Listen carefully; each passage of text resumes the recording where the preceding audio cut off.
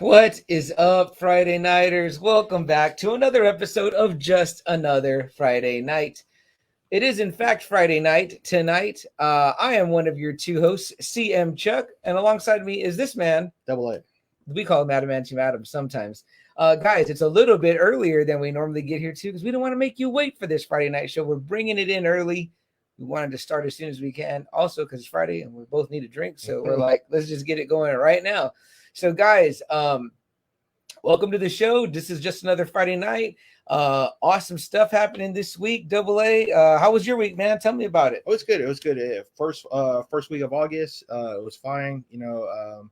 Did start off a little bit of tragedy. I don't know if I'll wait until maybe someone pops in. I think I know what you're going to talk about, but yeah.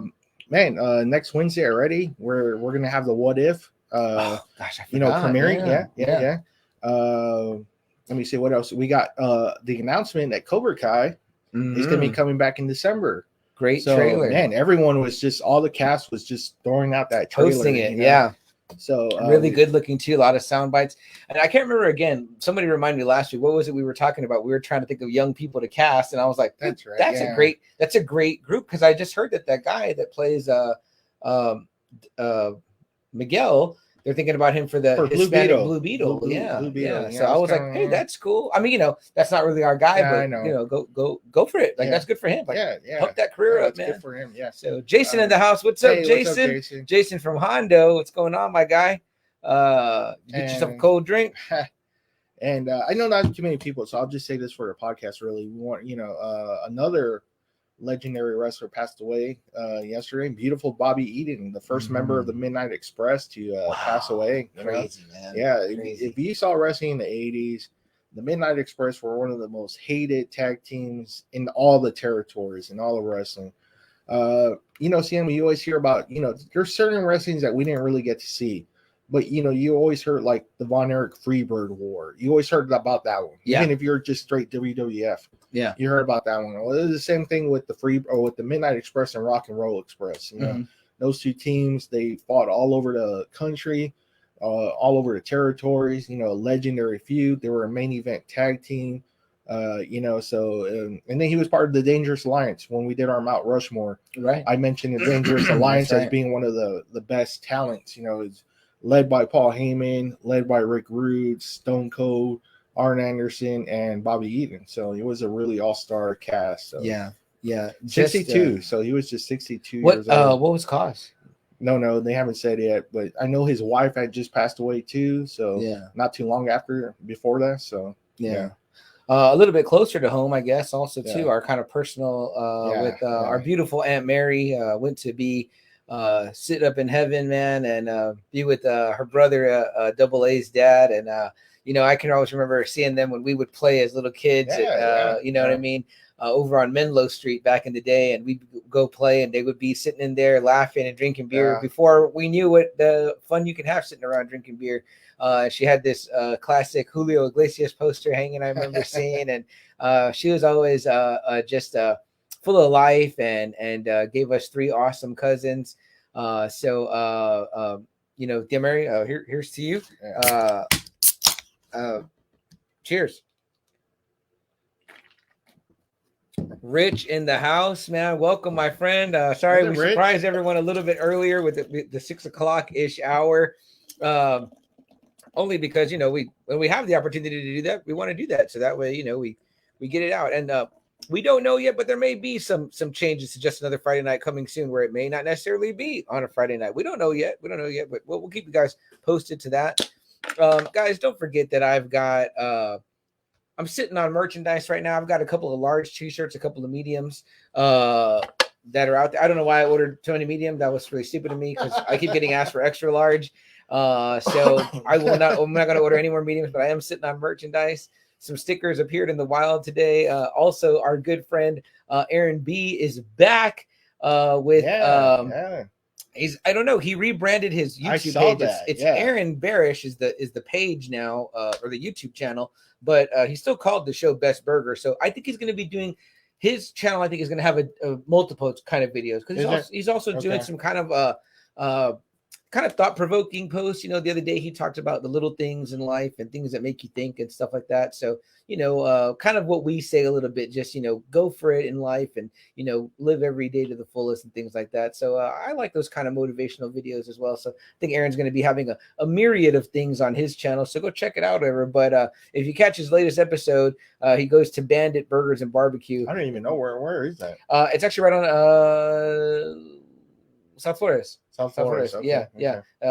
I've never heard of that. It's not far from La Tuna at all. Yeah, I've never heard of that place. Yeah, it's really tiny. Like it's right past the tracks, and if you miss it, if you go past it, you'll like, where the hell am I? But yeah. Jason said tomorrow's his birthday. So hey, happy birthday, Jason! Cheers to you, our friend. Happy early birthday.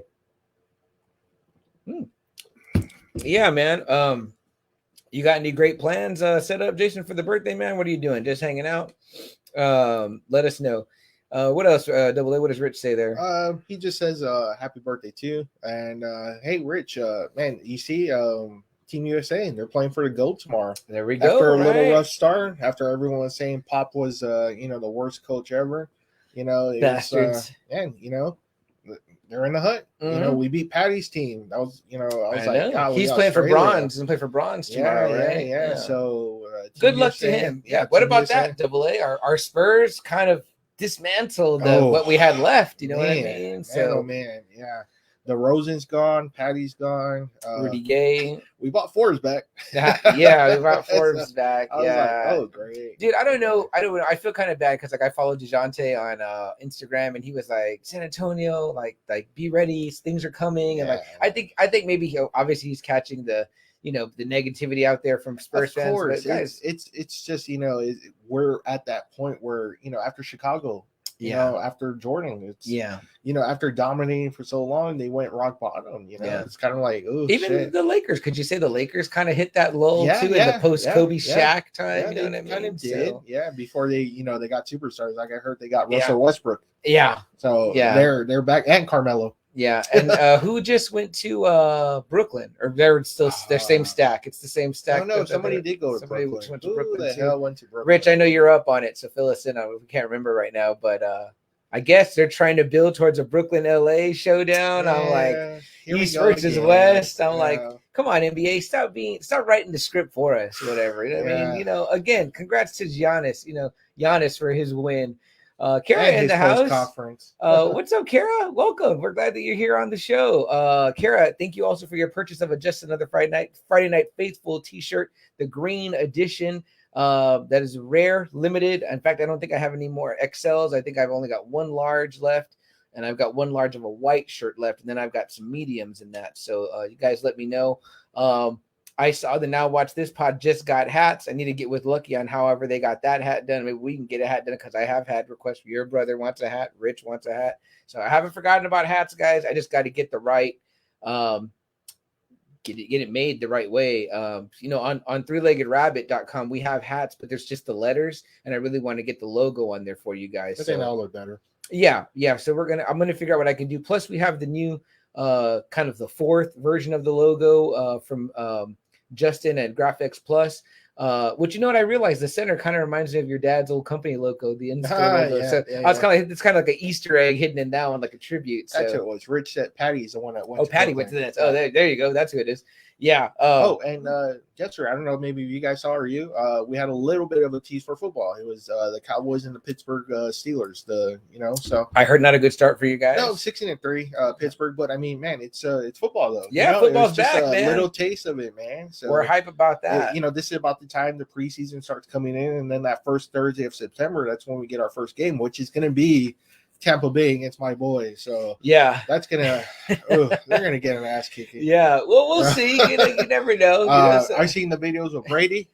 Oh man, no, that dude looks like he's fucking 29 right now. Dude, he's looking tan from being down at the beach. You see that fucking clip where he's throwing it into the football machine? That a lot of people in the comments were saying that was fake, but I was like, when you're that accurate, that's deadly accurate. Yeah. That machine, I don't think that machine is meant to throw the ball back to you. It's just meant to shoot the ball out to the receivers. Yeah. I was like, what the fuck? That's awesome. Damn. Look at Rich. There he goes. Kara says, dig into your shirt. Thank you, Kara. I do love this shirt, courtesy of the Friday Nighters, Holty Bear and Foxy Roxy. Rich is talking shit already. Oh, there you go. Cowboys are already out of the playoffs. Nice. It wouldn't be the same. Football wouldn't be the same without some shit talk. Now the gloves are off, guys, because we all agree on the Spurs, but when it comes to football, everybody's on a different. Everyone has a different team. Everyone's got a different team. So I love it. And I've been in some talks with some people about fantasy stuff. So as Joe said last year, just another Friday night fantasy league, maybe so. That's right, Rich. He goes, I can't talk. Wentz is out. He is out again. Ooh. Another man, that dude should just retire. He's already becoming that injury prone. Yikes. He's good when he's on, but man, now he's out again. The culture banking on this dude. Looking at it, You know, that season that the Eagles won, it was really he that got him to the he got him. Can you imagine how that must have felt like? Yeah. You know, and then they give it to Foles. You know what I mean? I'm like, Foles magic. They talk about Foles beat Brady, and I'm like, Foles, come on, man. Foles is a saint in Philadelphia. That's all it took. Wentz now is that bus for Philadelphia. You know, they don't even give a shit about guys like McNabb. You know, McNabb had so much success, and Randall Cunningham. I don't even know. I think it's just all Foles now, man. Oh yeah. My girlfriend's youngest son Jeremy had been asking me about the cups. He had wanted to see. He was saying how your brother has the same cup. Yes. So Jeremy, is this the cup? I got you the websites from Friday Night or Boy. I had messaged you because he was like, "Hey man, did you find out?" And then that's the Ghost one. Let Double A show you that one. Let me see. It's called Nemesis Now. Okay. Go to that website, Nemesis Now. And then I think your brother said Rockabilia too. I don't. Okay, they do. Okay, yeah, but they have Ghost, they have Metallica, they have Judas Priest, they have Iron Maiden. The Iron Maiden looks sweet. They have Pink Floyd, they have Kiss, they have Motorhead. That one looks pretty damn cool too. So they have a shitload of these mugs, and they all look like they look like this. And what's cool is that you can take these out. Yeah. So you can just wash these and you don't have to worry about this. Yeah, rubbing the paint off of the actual cup. So that's what's really cool about these. So yeah. Jason said he's gonna go to Traders to get out of the house for his birthday. Good, man. Okay, go over there, check it out. Hey man, I've been seeing some posts from some other shops that are out there. So let us know if you check out any of the other shops, because there's supposed to be some other stuff there too, whatever. I would just be curious to know whatever. So, but don't get too hot, man. It's hot out there, so it's going to be hot tomorrow. Holty Bear in the house. Oh, what up? He wants to know, do they have Huey Lewis and the News? Oh man, sorry, Holty. I don't know about that one, but we can say this to you. I don't know. You see that spawn right there? That is a gift that Mr. Holt gave me. So thank you, John. Very lovely. You have it hanging. I love Spawn. And we also do want to say to a former alumni of the Just Another Friday Night Podcast, guest, yeah. Happy birthday to you. Happy birthday to you. Happy birthday, dear Holty. Happy birthday to you. And many more. So those of you that are listening on audio are like, what the fuck are they doing? Singing and shit, you know what I mean? But yeah, what else did we get in here? Rich said football is back. Of course, the comment about that Rich says the Titans are going to be the team to watch. He says, "Really? Okay. Who's QBing over there? Is it still man? Is it Tannehill? Is it still Tannehill? Rich? I don't know. I gotta get about week 4 is when I get my bearings, whatever. Because that I always tell everyone in fantasy, people are like, "Oh, what are you going to draft first?" And I said, you know what?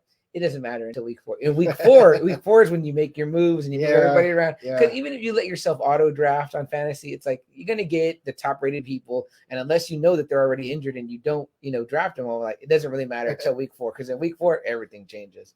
That's my fantasy insight I would give to you other fantasy players, but beyond that, I ain't giving you shit else. I'm trying to beat y'all this year. So, what else do we got there? Rizzo in the house. He said, "What up, guys?" Oh, what up, Riz? Speaking of, since we got you here, my man, you want to get right into it, Double A? Yeah, so real quick, I want to thank Chris again because of him, I was able to get one of 2 gifts that I got Mr. John Hope. Oh, nice. Chris, on his last auction, he was selling G.I. Joe 40, the first appearance of Shipwreck. Oh, and for people who know John, John is a Shipwreck fan. He's a big fan of aquatic type people. Shipwreck and G.I. Joe, so Chris, Namor, Aquaman. Thank you so much for your gift. I mean, for you putting up the auction, the G.I. Joe. Yeah, I was able to give that to John. And guys, here is Chris's group right here, Invincible Comics and More. Look them up on Facebook. Go check them out. There's always great auctions. Him and Alfred do some great stuff, putting stuff out there. I have one of these on my my cup at work. It doesn't. Chris, your sticker is such a weird shape that I can't fit it on my drinking water bottle at work. I got Lucky on there, and I got Joe and Lucky on there, and I got us on there. But this one, it doesn't. I need a maybe like a. You can maybe carry the comics and more over and a square version. But guys, maybe, check these guys out. Complaining. Check these guys out on Facebook. I was able to get a lot of great deals, which I'm about to show you right now. I got a lot of great stuff from Mr. Chris Rizzo and Invincible Comics. And guys, if you love comics, if you love collectibles, Invincible Comics More has everything, guys, in their auctions. And you know what? These guys are so fantastic. Lucky, Rizzo, and Alfred. You know, they always do wonderful things for the people that buy from them. They throw in extras. You get all this stuff. And we're going to show you some of this stuff right now.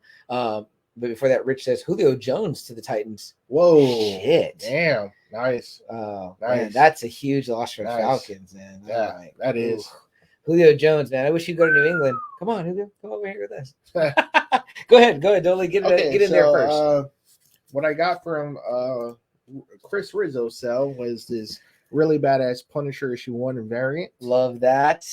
Really jealous on that. Riz knew I was trying to step out, and I was not. Everything that Double A would tag me, and then I'd wait, and then he's like, "You ain't bitten, I'm bitten." Yeah, because it's kind of like shit. You know, I don't know who else is gonna. I love this, man. I bought this one because of the cover. It looks really cool. It's from the movie. It's Tom Hardy. Oh wow, badass! Venom with the Venom cover. You know, save this for my nephew for a gift one day. This one was really cool from the Ed Brubaker run, Captain America. It's the first time Cap and Bucky fight. I love that Winter cover. Soldier. Yeah, Winter Soldier with the gun there on his hip. And guys, this is the other great thing about Invincible Comics and More. When you go there and you go and shop in their auctions, it's not just like what you would get off the rack at the store. No, and they do a lot of variant covers. That's actually a good point because this one is from the movie theater, AMC. Yep. The AMC variant. And stuff like that, guys. When the theater runs out, they're out. That's it. There's no more. Yeah, you know what I mean? that's So a good you've point. got to go online and look for it or whatever. That's good. So it's really great. Really great. This I was really excited about because this is Cosmic Ghost Rider's first appearance. It's the variant edition, but I was happy to get one. I want that book because that series, Double A, I believe is in that, whatever that little run is where you get that first appearance of that King Thanos. Mm-hmm. And I've got that figure where he's got that head. We did an unboxing on my Monkey and the Unky page. You guys it's really cool. Like the Hulk is like his dog is his pet, and I like it. Punisher is the Cosmic Ghost Rider, Frank Castle. So he's still dealing out some shit, and Silver Surfer is called the Fallen One in this one. So pretty damn cool. Really badass. But Rich said those are cool mugs. Thank you, Rich. I just read this moment. Holty says looks great, and he says thanks, brothers. And Riz, of course, said what's up, and then got to pick up. Sorry, I was reading the comments out of order. Go ahead, Double A. DC. I love Ra's al Ghul. So this is. It looks like they're about to have a throwdown. I love that cover. I love anything Ra's al Ghul. So yeah. By the way, guys, I just finished Titan season 2 on HBO Max. Season 1 and 2, really badass, man. I love that cast. There are some hokey things that happen in it because there's some hokey things that happen in it. But dude, I am now the newest Titans fan. I'd always loved Nightwing, but my love affair just deepened with Nightwing. Oh, shit. As y'all saw my post, Nightwing better than Batman, as he said in episode 1. Fuck Batman. Damn. Yeah, and guys, for those of us that there's been some talk in the Friday Night Faithful about us being DC guys. I'm like, I don't think there's two bigger Marvel guys than these two guys right here. Yeah. Although we love DC too. You know because there was like a time that we're posting DC because Marvel wasn't doing anything. Right. Yeah, Marvel didn't give us anything for a while. DC was doing. So we're a pop culture podcast. We're going to put news on whether it's Marvel or DC. You see in our shows, we had like at least 3 episodes this season dedicated to Marvel. Yeah, in fact, our comic book related episodes are almost strictly they lean really to Marvel, and we're not biased. If you ask us if we're DC or Marvel guys, we're Marvel guys, but we love DC. Yeah, you seen our wall. Half is DC, half is Marvel. And don't even bring in Vertigo, because I mean, like we are huge proponents. And if you ask us, probably our favorite graphic novels, it's probably mainly DC, because but that doesn't mean that we're that, because our favorite characters are almost all Marvel. The official hero of Just Another Friday Night is Wolverine. The official villain is Magneto. You know what I mean? Now, for me, all my heroes, my top guys are Marvel, except for Superman, my number one. Yeah. It's like he comes from that side. But anywho, carry on, Double. Yeah. I bought this again for the cover, Lobo. I know you're not a Lobo fan. Interesting pickup for you. Tell me, I'm a Lobo fan. It's a good cover. Don't get me wrong. I like Lobo. I think he's a really cool guy for Superman to go up against. Okay. I'm all about Superman's rogue gallery. I'm always about supporting the other villains that they really don't support. It's always Lex Luthor. I agree. We've talked about it where like they can do a whole run of Superman movies without Lex Luthor. Yeah. If they really wanted to. I think what we loved about Bane was that Bane was not only a guy that could match Batman's intelligence, but was also a tactician and a skilled fighter. Yeah. See, so Superman lacks that. Okay, we know Luthor's really smart, and you can put him in a robot suit a bunch of times, but where's a guy that can match him in strength? What I mean? We want to see Zod. We want to see Brainiac. We want to see Parasite. We want to see guys like Lobo, guys like Doomsday. I like Lobo as a guy to get beat up on. That's what I'm saying. And he's good for that.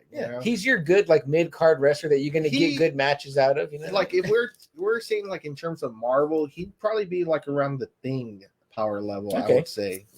So he could go head to head with like Abomination. More Abomination. I would say more Abomination. I always felt like they were more Abomination. These guys would try to go up with the Hulk though, and they think they would start okay, but you're not going to go in the deep water with the Hulk. From what I heard, like Abomination is what Hulk is normal. Right. But once Hulk starts getting pissed off, that's when he starts leaving Abomination. When Hulk's walking around the pond petting cats and shit, that's him and Abomination. But once you piss him off, it's another level. You ain't getting it. You ain't getting out of that. Again, I kind of just bought this for the cover. I think it looks really fucking sweet. It's Jason Todd gray, where it says "Here lies Jason Todd." I love that. And you just had that Joker. I saw that. There were many in this one, Rizzo, that I wanted. But I was holding back. I told you. Not to mention the great slabs that Riz put up. He put up that Negan 100 from the Barnes and Noble's edition. Then he put up another Negan one. It was another variant. Gosh, dang it, man. They were beautiful, man. And they were a great price, guys. I'm telling you. You want to start with slabs. You love The Walking Dead. Go check it out. Invincible Comics and more. Moon Knight. Again, I kind of got this for the cover. Just looks fucking sweet. In short time, that will be the hottest guy. Everyone's going to want to be Moon Knight because Oscar Isaac looks like he's kicking ass in that training. I'm huge on Jim Lee. The guy for me is the artist. It's super sharp. His shit just always looks slick. Mm-hmm. So when I saw this cover that he did for Captain America, I was like, damn, I gotta have that. I love that. The classic is my favorite artist. And that's a signed double A. It's signed by James Robinson. Very nice. The writer. Very nice. But man, I mean, just look at the way he draws Cap. I mean, I always love when they put Cap, like, see, he's got like the regular military style parachute attached to him. I love when they do that because, in fact, like, when I play the Fortnite game, Cap's on there, but you can change how they fly into the thing. And somebody came, I think Laura Croft came with like a regular parachute. I put that on him because I was like, he's got to have like he would come in with a regular parachute. Now, I think a lot of people kind of hated this when they put this symbol the on bird. His head. Yeah, the bird instead of the eagle. I don't care. It looks cool. Yeah, it still looks cool. So because I spent the most amount of money. You did win. Yeah, awesome, man. And I claimed the most. I actually had 2 gifts from, 2 freebies, I guess. From Riz and Invincible Comics and more. This is the one I really wanted. I'm a huge Daredevil fan, and this has number 1 through 11 on there. It's a really cool hardcover. It's a Marvel Masterworks. I love Daredevil. I love hardcovers. It's brand new. It has all the early issues, when Daredevil was in yellow, guys. Yeah, in yellow. So that was cool. And then he gave me this Funko Pop of Rick.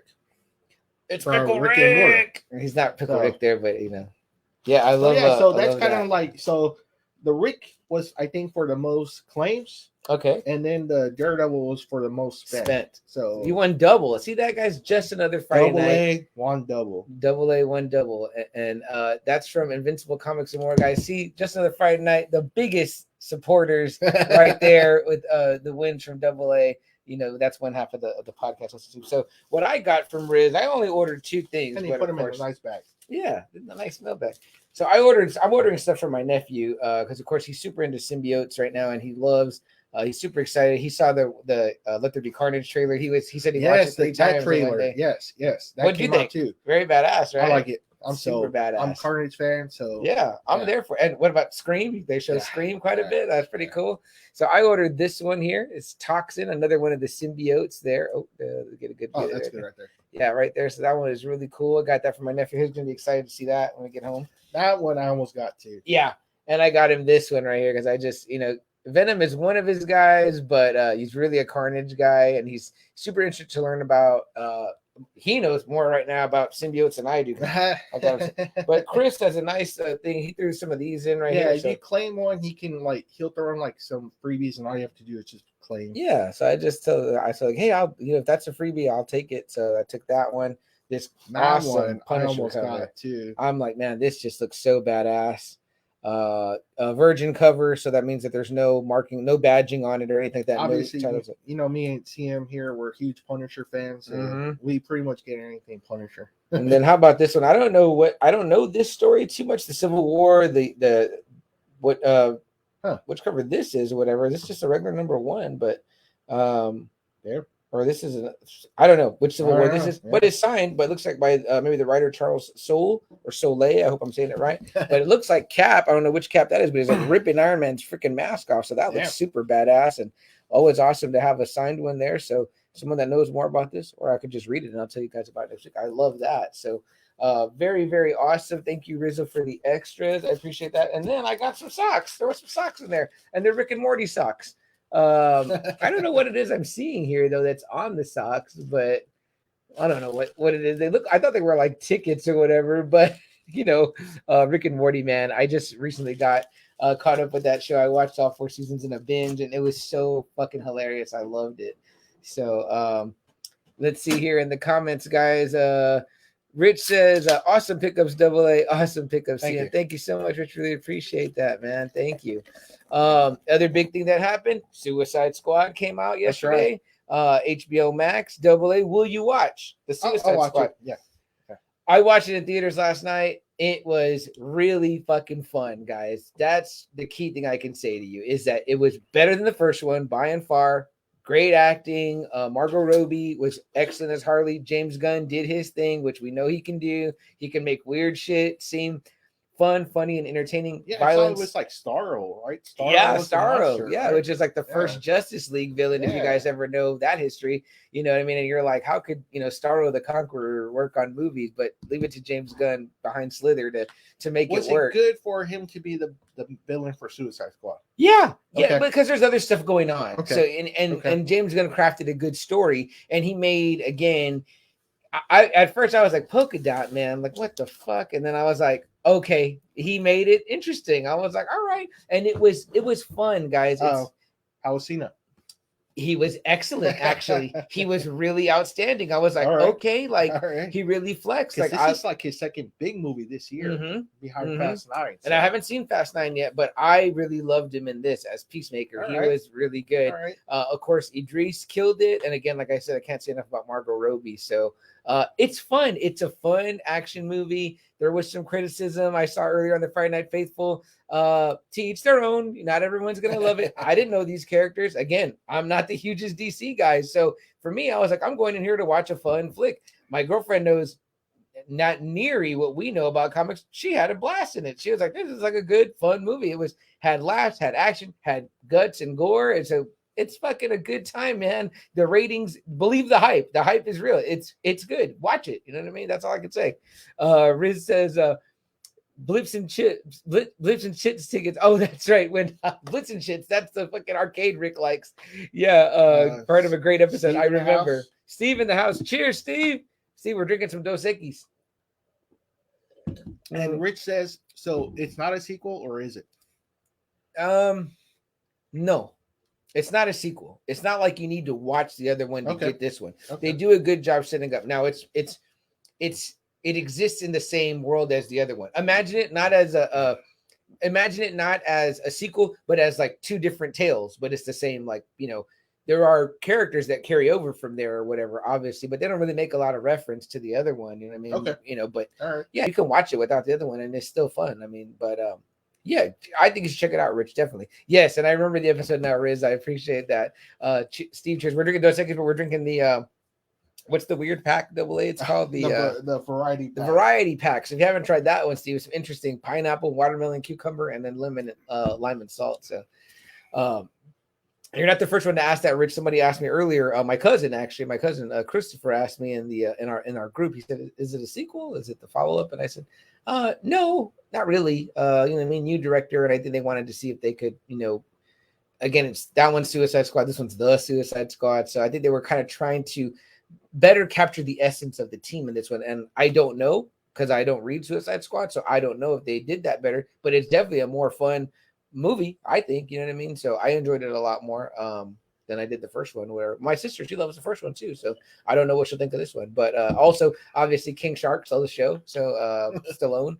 But yeah, so it's good stuff, man. Good stuff. Oh, and we went right into our break without me saying anything, so our listening audience will be really confused. Yeah, double A. So what do you think? We'll let that load up and then we'll get right into it. Oh yeah. Okay, awesome. Can anyone guess where we're going? Yeah, we'll take any guesses out there. In the back, the t-shirts. We like to bury the lead here a lot. So, but what else? Though, was there any other stuff that really happened? Pop culture wise, I mean, obviously Suicide Squad was like the biggest. Yeah, thing. the Venom trailer. Which was great. Yeah. Super. I thought they looked badass. I was they changed Woody's hair. Huh? Yeah. It was like curly in the. Yeah, in the first one. Yeah. Me and my nephew were talking about that. He kind of was like, I kind of like the way it looked, at the end of the other one. And he said another thing that he's been seeing online is that he wanted Carnage to have his kind of black teeth. And I was like, yeah, I get that. I wonder how they're gonna make him, because the way they describe him, he's just a flat out serial killer. Right. So right. I wonder how they're going to do that. So yeah, I was kind of trying to have to explain the concept to my nephew about Venom, being like the lethal protector. I was like, well, I said he kills, you know what I mean? Yeah, but it's bad people, does. You know what I mean? I was like, that's kind of like the Punisher. They're still good guys, but the other good guys don't always like that because that's not their way. You know what I mean? But I said, Wolverine kills too. But again, it's bad guys, whatever. But it's an interesting concept to try to explain to an 8-year-old. It is. You know what I mean? Yeah, it's pretty. He'd ask me to. He's like, "Does Spider-Man kill?" And I was like, "No, Spider-Man doesn't really kill. That's not really his." No, actually, he doesn't. Yeah, he doesn't. Yeah, I think he's kind of against it for the most part in the comics. But in the movies, they kind of take a little bit of a sure they do. They which I think is stupid, but it's like they always want to kill the villain off at the end, right? And that's every movie. They always just want to kill it so they can go to another. Yeah, movie. They play fast and loose with that in the movies where it's like, oh, did he fall off a bridge or something like that? I'm like, okay, you know what I mean? So, but yeah, so we were talking about that. He liked it a lot. He thought it looked cool, whatever, Real quick, because I know some of the guys are going to be there next weekend. Is the Hill Country Comic Con? Yes, I know Alfred's going to be there. The CGC is going to be there. That's right. Yes. I know our man Gabe. He's going to be there. So Rick going to be there. Probably Rick have I'm pretty sure. Well, I don't know, because usually he posts something. Mm-hmm. I haven't seen him post anything. Okay, so I'm wondering if Toy Matrix is going to have something. I don't know about them either, but I know Alfred said he was going to be there. He was going to be doing something. Okay. Like something cool. Oh yeah, he's got like these boxes, guys. They're like mystery boxes you can buy, and you buy a mystery box, and you don't know what you're gonna get. But if you get your box, you open it, you don't like it, he's gonna allow you to trade. One time you can trade that box. One time, but you're not gonna be able to open that box. It's kind of like let's make a deal. Yeah. You can pick another box, or you can stick with your box that you're like, yeah, because you don't know what's gonna be in the other box either. He's not gonna let you open it until you're like, okay, you know what? Let me have box B. But he's going to have some super cool prizes in there. I think some slab books, some other stuff too. Yeah. Alfred's going to have some great stuff in there. So guys, if you get to check out the Collector's Cove is what that's going to be called. I haven't gotten any stickers from them yet. I have the one that was on my bag, my package, and I got to bring in the stuff I got from Alfred. I didn't even bring it. I totally was rushing because I wanted to start early today. But I got some really cool stuff. I got a really great Black Widow figure from him. That's pretty bad. I love the Scarlet face and that they did a really great face. So yeah, guys, go definitely stop by there, check that out, and get a bag. Jason says, what did I think about his He-Man books? I thought they were awesome, man. Let's make a deal on those. He sent me some pictures. They looked really cool. Let me see if I can bring them up real quick to show Double A. Were they the comics or mini books? They were the DC comics. They were the DC comics, and they looked really cool. Let me see if I can show Double A here. Jason was having a little trouble with showing me getting a clear picture, but aren't those pretty neat? Yeah, they are. From DC too. Yeah, and Jason told me that he knows what he's looking for. So Jason, you gotta send me that list, but let me know what you're looking for, and I'm happy to get out there and look for it for you, and then we can make a deal on trading those He-Mans. I know you're always after the Red Hulk and some She-Hulk stuff, so we'll definitely see what we can do on that. But yeah, Double A, if there's no more comments, should we get into it? Let's get into it. Yeah. All right, guys. We'll bring you in right now. Okay, guys, sorry about that. I talked into the break. We're talking about Suicide Squad. Yeah, what CM was saying. Check it out. It's really good. It's a fun action movie. I'll introduce the commercial at the 30-minute mark of this one, guys. But all right, if you're watching us on Facebook Live, you can see that Double A's got on his Cobra Kai shirt. Which before it was Cobra Kai, guys, it was the Karate Kid, and I'm obviously wearing the Lost Boys t-shirt. Maybe my favorite vampire movie. Maybe. Behind us we've got Labyrinth, The Road Warrior, The Thing, and Bloodsport. Guys, what do these movies have in common? Can anybody out there tell us? Also, guys, we're thinking about playing with this concept this time too, right? Double A, we're going to play with the concept of reading y'all's comments throughout the episode. Normally we do it during the breaks, so that way we can kind of focus on our topic, but we're going to just play with the idea of answering comments, while we go along that pertain to the topic. I think that'll be, that should be fun, right? Yeah, we talked about that before the show. So guys, I didn't see any guesses come in, so we'll definitely tell you right now. These movies all come from, made in the same era, in the same decade that Double A and I were made from. So in this one, you heard our cartoon episode. We love the 80s cartoons, but now the 80s strike back. This time in movie form, guys. We've done, again, 80s cartoons, and we've done 70s movies. Yeah. But Double A wanted to talk about the 80s. Yeah, so back in season 1, we talked about what a great decade the 70s was as far as films. It really pushed the envelope, kind of left the 60s and 50s kind of in the background. It was okay, this is 70s. We got younger directors now, younger actors. They pushed the boundaries to what would become the 80s. So, what I was saying, CM, is you had a really good slew of directors that really wanted to make really hard film cinemas. Right. We had guys like Clint Eastwood coming out, like Dirty Harry, Charles Bronson, coming out with the Death Wishes. Right. You had those kind. You have Al Pacino coming out. You had Robert De Niro coming out, Martin Scorsese, Francis Ford Coppola, George Lucas, Steven Spielberg.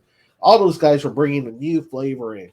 80s, though, while the 70s were pretty graphic and dark, the 80s brought a lot of more fun, more explosions, more raunchiness, more jokes, more heroes, more villains. It was kind of like the 60s was like peace and love, and then the 70s was kind of like the darkness of the war, of the Vietnam War, and again, kind of these bitterness, hard news movies. So in the 80s, we needed to have fun again. We needed to laugh again. We needed to be, show the lighter side, so to speak. And so we get a lot of great stuff besides ourselves out of the 80s. And again, I come in at the very beginning of the 80s. Double A comes in about midway.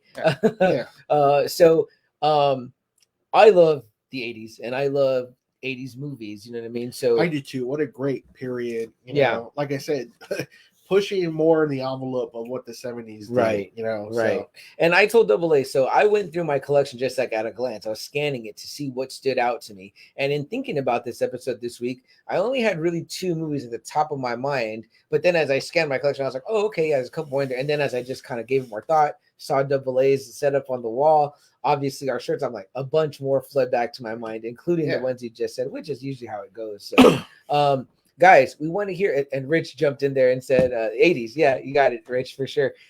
Jump in throughout. Tell us what were your favorite movies of the 80s. Talk to us about that. We're going to definitely talk to you about ours, as well as we talk about kind of just the time frame of the movies and what they kind of brought to the decade. Yeah. So like I said, in the 70s, you had guys like Jack Nicholson coming out, you know, Al Pacino, Gene Hackman, Robert De Niro, you know, who else? What are great actors? Oh man, Marlon Brando was making a huge comeback. Right. You know, Christopher Reeve really got his start there. Definitely in the 70s for sure. Well, in the 80s, set it off. You know, in the 80s, you get kind of newer heroes. You know, where do you want to start off? What genre do you want to start off with? That kind of, you know. I know we did a whole episode on action before, so you know we kind of talk about the action. We can kind of talk about that too. Yeah. Okay. You know? Yeah. Well, I mean, let's start there. I mean, okay. So in the 80s, we get, you know, in the 70s, you kind of had like, you know, the Clint Eastwoods, the Charles Bronsons. Right. Well, here you get more muscle. Oh yeah. More roided up. Oh yeah. More explosions. You get Sylvester Stallone with First Blood. You get Arnold Schwarzenegger with a slew of movies. Oh yeah. You know, you get Bruce Willis coming out in the later half of the 80s. You get Steven Seagal. You get Jean-Claude Van Damme. Yep. You get Chuck Norris. I mean, it's just all bigger. You know, more machismo, more muscle. You get the entire cast of the Expendables. This is where they come from, and this is where they kind of made their names, right? Those type of movies, you know. So, I mean, what sticks out for you in the action genre, AA from the 80s? Maybe like, is there a favorite? For me, it's First Blood. Okay, First Blood for sure. Fantastic, and that's kind of like another area that they kind of touch on too from the 70s. First Blood, it was kind of like one of those first movies that kind of touched on the Vietnam stuff. Like the aftermath of the soldiers coming home. Right. We start getting a lot of those. You know, we get First Blood. We get, you know, Born on the 4th of July. You know, we get Platoon. Yeah. We get Full Metal Jacket. We kind of get those kind of. The Tim Robbins Jacob's Ladder, is about more. I think it gets kind of classified as a horror a lot of times, but I mean, it is about horror. But he's a PTSD. Type vet, you know what I mean? So, but we start getting those kind of movies. Kind of weird, right? Because like in the 70s, it's kind of like the Vietnam. Everyone hates it, but then it's like the 80s. We kind of see the soldier side finally. Yeah. Of, you know, like not wanting, you know, the American. You come home and you're treated like shit. Right. You know, the PTSD that fucks you up, the drugs, the hardcore drugs that start taking over. Would you say that the 80s AA was really like maybe the birth of kind of like the kind of like your over the top action star? Yes. You know what I mean? Yes. Like, you know, of course, because if you see First Blood Part 2, that's the one that really is like, damn, the arrows that, you know, he shoots and they explode. Yeah, and know? That's when you really get like the headband and the brighter red and the no shirt on. Yep. So you're seeing and when they're firing, you know, the muscles. You're focused. You're not even looking at the dude. You're just looking at the muscles, like vibrating. Big old belt of, you know, I think any military guy would be like, "There's no fucking way you're holding the gun like that." You know what I mean? And you're hitting anything. So for sure, man. I mean, and then, you know, you get Schwarzenegger with like Predator, right? Predator. I mean, sets off a franchise. There's no little boys I know from the 80s around our age that didn't play Predator, you know, with their brothers, their cousins, their friends, grabbing a glow bug at night, smashing it, smear Predator blood on you, you know what I mean, or on your jacket. And I mean, it was just like, damn, this is like, and it's got Carl Weathers, it's got Bill Duke, it's got Jesse Ventura. It's a great ass cast, and it's all these like, you know, big fucking guys. That classic like the perfect squad of whatever they were, mercenaries, you know. And again, larger than life. Each one like showing off their arms in some way where you're like, damn, you know what? I want to be like one of these guys, man. So it's a super badass. That's what I'm saying. It's like way more over the top. It's way more fun. Yeah. You know, and they're not even against other soldiers. They're against a fucking super alien, the Predator. You know what I mean? And you're like, fuck yeah, this is like mashing genres together. You know what I mean? Like, I mean, there was really nothing like that, I don't think, in the 70s per se. I mean, like, you had, you know, Alien, but, you know, it's not really like she's, you know, Ripley is a badass, but she's not like that. Like a soldier, especially the first one, because the first one to me is kind of a horror. Like I feel like that one's it is more of a scary horror movie. Where you know what I mean? James Cameron kind of took that in Aliens, right? In that decade, the 80s, kind of it took all those influences and put them in the Aliens movie. Aliens, definitely for sure.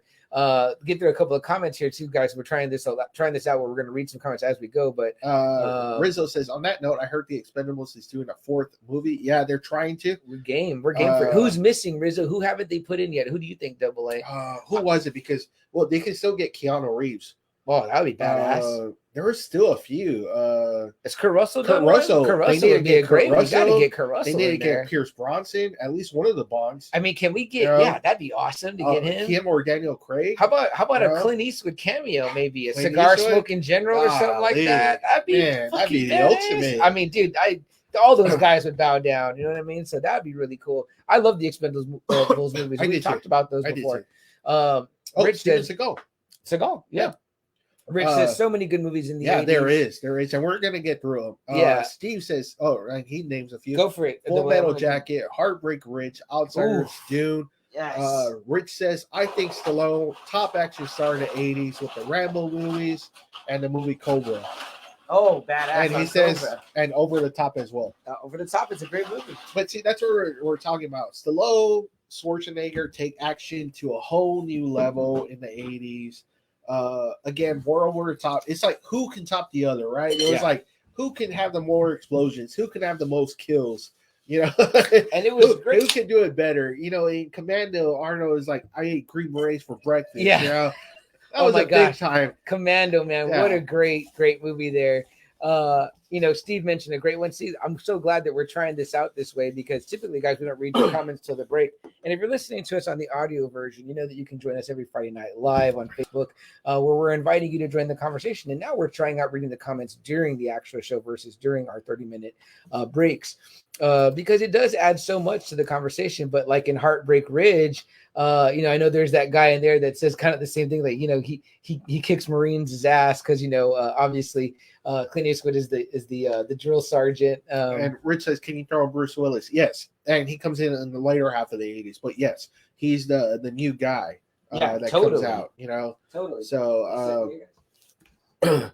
so we get Star Wars kind of finishes that saga. So right, what some people consider the better two of the Star Wars trilogy. Which is Empire and Jedi. Yes. You know what I mean? Yeah. So to get into the sci-fi type genre side of it or whatever. So Empire is the superior movie, I believe, but I love Jedi the best of those. Those two are my favorites. I go back to those two the most. The seriously down note of Empire at the end, as Dante says in Clerks, and it's like it is a downer, but it also leaves you like with what is going to happen next, man. They take Han Solo off. Vader is Luke's father. His hand comes off. Spoiler alert, guys. Sorry if you haven't seen The Empire Strikes Back. I hate to ruin that one for you, but I'm like, yeah, like what the fuck? You know what I mean? Like you need Jedi, and you get it, and we get Empire in what 80? 80, and then you get Jedi in 83. Return in 83. Excuse me. Yeah. So 2 Star Wars movies, 1 decade at the beginning. It's so funny to me because when Jedi comes out in 83, I'm 2. But I feel like I grew up with that movie. Like it's a part of my consciousness. It's like Return of the Jedi is awesome. Like green lightsaber Luke in all black was like so badass to me. You know what I mean? And it's weird. You know what I mean? Because I'm like, we must have been watching that on like Columbia House VHS that our parents got or something. But damn, was it awesome? What else, Double? When you think sci-fi, I mean, so Aliens comes out. James Cameron comes out after doing Terminator. Mm-hmm. Huge success with Terminator. Also 80s, right? 80s, 84. With the badass storyline. Mm-hmm. Arnold really breaking out. Oh yeah. This really cool story of the future Earth is taken over by robots. They send them they send one of their soldiers back to protect John Connor's mom, mm-hmm. From, because they won the war. They did kind of end up winning the war, and the machines not wanting to, lose, they go back in time. They send the machine back in time. Yeah. And that just starts off a whole new franchise. And what a concept, right? What a great idea. Yeah. And then here you have, Linda Hamilton, Sarah Connor, this just not even a mom yet. She's not even a mom. She's just this average woman. And, it's a neat story and it's a thriller and it's scary. You know what I mean? Arnold's very scary and intimidating in that movie. Yeah. And then he tops that with Aliens, mm-hmm. Bringing in the soldier aspect into the alien world, and again, we go from Linda Hamilton, Sarah Connor to him making Ripley, Sigourney Weaver, another badass, heroine in this decade, big time. Yeah. And Aliens, I know many people when we talk about the Aliens, but that's their favorite one. It's really superior than the first one. Honestly, it has better actors, better directing. Well, I hate saying that because I like Ridley Scott, but James Cameron knows how to do action. Do you feel like those are two names right there, Double? You could say, would you say they made their name more in the 80s? You know, Cameron and Ridley Scott. Yeah. Blade Runner. Blade Runner. You want to go back to science fiction, and that connects too with the alien world. Blade Runner. Harrison Ford. And here's a guy that I don't know why I didn't think about him. Whatever. There's another guy that we just. It's one of those movies that's one of those consummate 80s guy movies. RoboCop. Another science fiction. Love RoboCop, man. We posted this like sometime a long time ago. How we said that might be the best group of villains. Oh my gosh! Movie. Clarence Boddicker and that gang of goons. Golly. Were the fucking worst, man. Man. What a fucking group of scumbags, man. Future Detroit. Man, a cop is blown to pieces by this gang led by Clarence Boddicker. And what do? They have this idea to make him into a half man, half machine cop, RoboCop. Well, it's supposed to be all machine. That's right. That's right. Because he lose the arm. Yeah. It's what is it? What was the tagline? It was like, I think it was part man, part machine, all cop. Yeah, was what it was. And what a badass he was, spinning the gun around, TJ Laser. How many times do you think you watched that movie in your youth, Double A? So many times. It's infinitely quotable. The language, the acting, the over the top, golly, just how cool it was to just see a RoboCop, Yeah. I think also too the theme song. How iconic is the theme song? Hey, 209. Oh Dick my Jones? gosh, that scene. Yeah. Dick, you're fired. Some great comments rolling in. We don't want to miss anything. What does Riz say there? He goes, Michael Keaton Batman like 89, like Bruce Willis caused a big outrage. Yeah. Oh yeah, man. That was huge. We're going to definitely get to Batman in 89 because it's the end of the decade. And really, you could say Superman gave people the bravery to do superhero movies in the 70s, but then those 80s ones kind of were a bummer to some people, although I like 3, you know what I mean, and 2, and we're going to talk about that. We're going to talk about that too. But what else? Yelly in the house. She said, "What's up, Primo?" Oh, what is up, Yelitza? Steve says the biggest guns.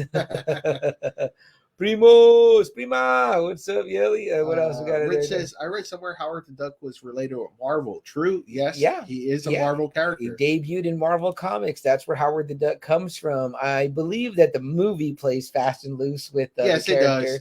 Yeah. Rich, because he is a popular character. Mm-hmm. Oh, I forgot that I can do this, guys. I haven't been doing this, but there we go. See Rich's comment right there. Rich also says RoboCop was an awesome movie, no doubt. Holty Bear says Harrison Ford, Han Solo, and Indiana Jones. Yep, definitely, man. Blade Runner himself. Friday Nighter, Untamable Amy says, whoever doesn't watch y'all kick-ass show blows goats. Okay. Not gonna argue with you there. What is the next one in there? Rich says RoboCop versus Terminator. Who wins? That actually is a comic book. I think you can pick that up. That's a great question. I'm gonna have to go Terminator. I think I'm gonna go Terminator 2. Not T2. That is a great movie, but that's in the 90s. But I am also gonna say the Terminator would unfortunately best RoboCop. Holty Bear says the boardroom scene alone, poor Kenny. Exactly. When you're getting action like that right in the beginning, you're like, what the fuck is going on, man? Yeah. You know what I mean? And then the car, the 6000 SUX in RoboCop. I mean, you just can't go wrong with stuff like that, guys. It's so 80s. You know what I mean? It's like, oh, I'm watching an 80s movie because it's over the top. We also get things like, are we still in sci-fi? Yeah. Total Recall. No, that's 90. Oh, I did not know that. But we get 2 from John Carpenter. We get The Thing, a fucking crazy alien movie that just paranoia up the ass. Just you're scary, all alone too, in Antarctica and Mm-hmm. you don't know who to trust. Great Kurt Russell movie, great fucking alien movie. And I'm not gonna lie, I barely saw that one. Maybe like in the last year or so. But speaking of Kurt Russell, I will talk about one that I love from Kurt Russell in the 80s, Big Trouble in Little China. Which is a huge inspiration for the Mortal Kombat game, if you don't know that. The Raiden characters come from that. Right. That movie. Right. The Shang Tsung character comes from the old man. Lopan.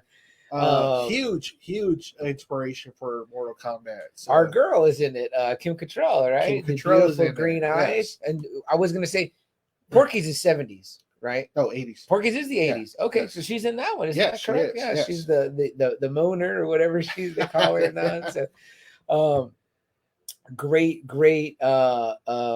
what a great emergence. Yeah, it's like that one in Golden Child I always put together. Okay. Because that Chinese kind of like mythology. Right. Know? So we get that. Another Kurt Russell, we get Escape from New York. Future, Snake Plissken. People love Snake Plissken, man. New York City is one big prison city. That's all New York is. It's a prison. Yeah. It's kind of funny because Kurt Russell gets a little bit pushed to the back because there's so many other big names in the 80s, but he did his share and it was really great. New York, The Thing, Not to mention comedy, because I love Overboard. I love Overboard. So hilarious. That was one that I watched a lot of times in that time.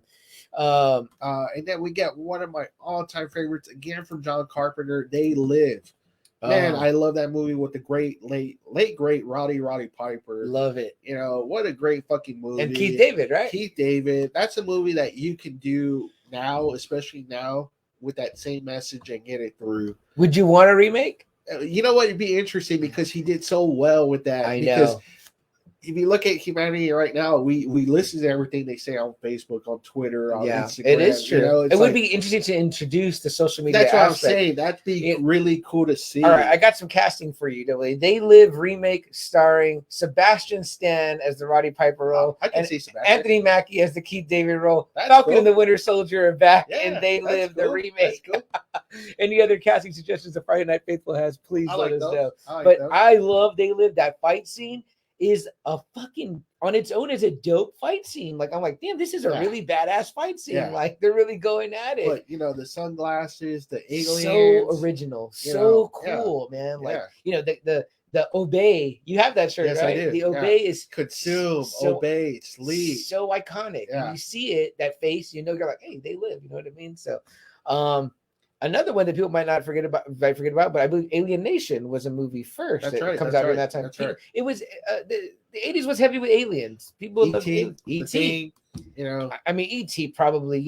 I know for a long time, the biggest one. Yeah. For a long time, Spielberg said he would never do an alien as violent or malevolent. He always wanted aliens to be welcoming. You know what I mean? Until he did the War of the Worlds remake when he did, and that was his first time with the Tom Cruise one. He said he made the aliens, but they were like the killer bad aliens, whatever. But E.T. I think the Close Encounters, his aliens were always kind of like nicer aliens, whatever. But E.T. is a fucking classic. I mean, it is what it is. I mean, it's awesome. I love E.T.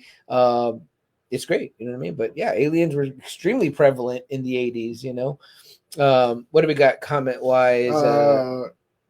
It's on the Reflexes. Holt says that's right. They called her Lassie. That's Porky's. He brings in another Carpenter movie, The Fog. Rich says Big Trouble. And Jason says Short Circuit. I love Short Circuit, Jason. Yeah, and Short Circuit too. I think they're both in the 80s, but I love Johnny Five. Johnny Five is Alive. Did that scene where they destroy the robot and he's leaking oil and shit. I mean, I was a little kid. I was like in tears. I was like, man, what the fuck? They fucking killed the robot. Shit was fucked up, But great movie. Again, it felt like a decade of wonderment, right? Like there's more robots, there's more aliens, there's all this shit. Like it's like, okay, cool. You know what I mean? Like you're pandering to like, again, you're like, let's get away from war and all the fucking bad shit, man. Let's bring some wonderment with some aliens and some monsters that are like in big trouble and all that shit. Gremlins, you get Gremlins. I love. Again, I'm thinking of the ones that I saw so many freaking times, Double A, that like I could recite them, repeat them. I could remember scene for scene almost. You know what I mean? Yeah. They just were always on. When I did that Columbia House thing with I got from my dad's letter, and I was picking up. These are the movies I'd pick. I put my 20 movies for 1 cent. You know what I mean? Yeah. It would be those type of movies. Where I probably still have those VHS. I don't throw anything away. But let's see. Jason also says a couple more here. Chopping Mall. I know that's a favorite of Friday That's Nighters. John. That's John. Oh, Yeah. sorry, John. John says Chopping Mall, and then batteries not included. Great, great choices, man. I'm telling you. And then we get, the Road Warrior. I mean, golly, what an inspiration for futuristic movies, and man, also big for wrestling. Yeah. Demolition got their look from them. The Road Warriors got their name from them. Yeah. The fucking shoulder pads. What year is the first one? 80? Mad Max is in the 70s. Okay. And then this one was like 81. Okay. So, but this one, golly, Road Warrior is so good. Yeah. Really good. And like I said, a huge influence on, the wrestling scene, throughout the 80s. And I barely did my run on those movies. Again, my first time around. I know I get often accused by Joe from Now Watch This about things I haven't seen. But yeah, for me, there was so much stuff in the 80s. And again, I spent so much time AA watching the same stuff over and over again that it was like I didn't really allow myself, sometimes time to watch other stuff because I was like, oh man. So like I said, I barely saw the thing in maybe the last, 2 years. The Mad Maxes, the Road Warrior, barely probably in the last 2 years as well, those movies. But again, because I watched Big Trouble in Little China, RoboCop, Terminator, Predator, Commando so many damn times. How many sleepovers do we have? Me, you, and your brothers, we be watching the same shit like all damn night. We watch, Three Amigos, you know what I mean? Another classic 80s, comedy in that genre, just over and over again, man. Infinitely quotable. Let's see. Rizzo says, Back to the Future, and then all the huge movies. We're definitely going to talk about those, man. He says, but y'all are going to get there totally, man. Double A, what do you got next on the blotter there? We get to the 80s, and man, the comic book world kind of opens up. With Superman happening in the 70s, we get part 3 and part 4 in this decade. We get Conan the Barbarian and Conan the Destroyer, two hugely influential movies. We get Red Sonja. We get Howard the Duck. We get Swamp Thing. We get a Swamp Thing movie. That's right. From Wes Craven, too, of all people. See, people like to say, like, oh, everything is comic book movies now. No, guys. Comic book movies have been around. They've been coming out. You just didn't know that they were coming from comic books. Now, what's great about Conan, especially the Barbarian, right, Double A, is that... Oh, my goodness. Now Arnold's speaking. It's a speaking role. It's a more... In Barbarian, he speaks, but not a whole lot. That movie is just like a hard rated R. But definitely gory. More than... Terminator, because he really spoke. No, Terminator. No, he doesn't even. Yeah. And I know that they were saying, because again, this speaking of our episode, we have the Power episode about He-Man. In the episode with, in the documentary, the Power of Grayskull documentary, they were saying how they wanted to tie stuff together with before it was He-Man, it was going to be like a Conan line, and then when they found out that it was rated R. They were like, no, we can't have the toys associated with that because it's a rated R movie. How can we sell kids' toys on a rated R movie? They can't even go watch a damn movie. So that's where He-Man kind of got birthed out of that or whatever. But there were things that carried over, like him carrying the axe, but then other things they had to lose, like the horn helmet and all that. So that was very interesting. That Conan kind of opened the door for the fantasies movies that would come later on. But, you got James Earl Jones, powerhouse performance. A lot of people kind of forget about his performance in Conan the Barbarian. Oh, amazing. Dose of Doom. Awesome Dose of Doom. Yeah.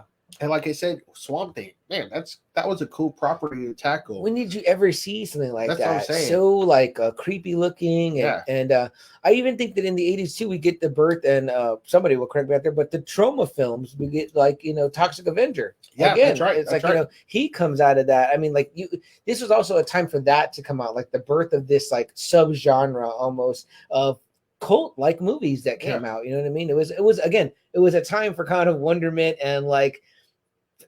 Let's throw it anything against the wall and see what sticks. Now, obviously, though, some of those are really rocky. Conan the Barbarian was a success. Destroyer was okay.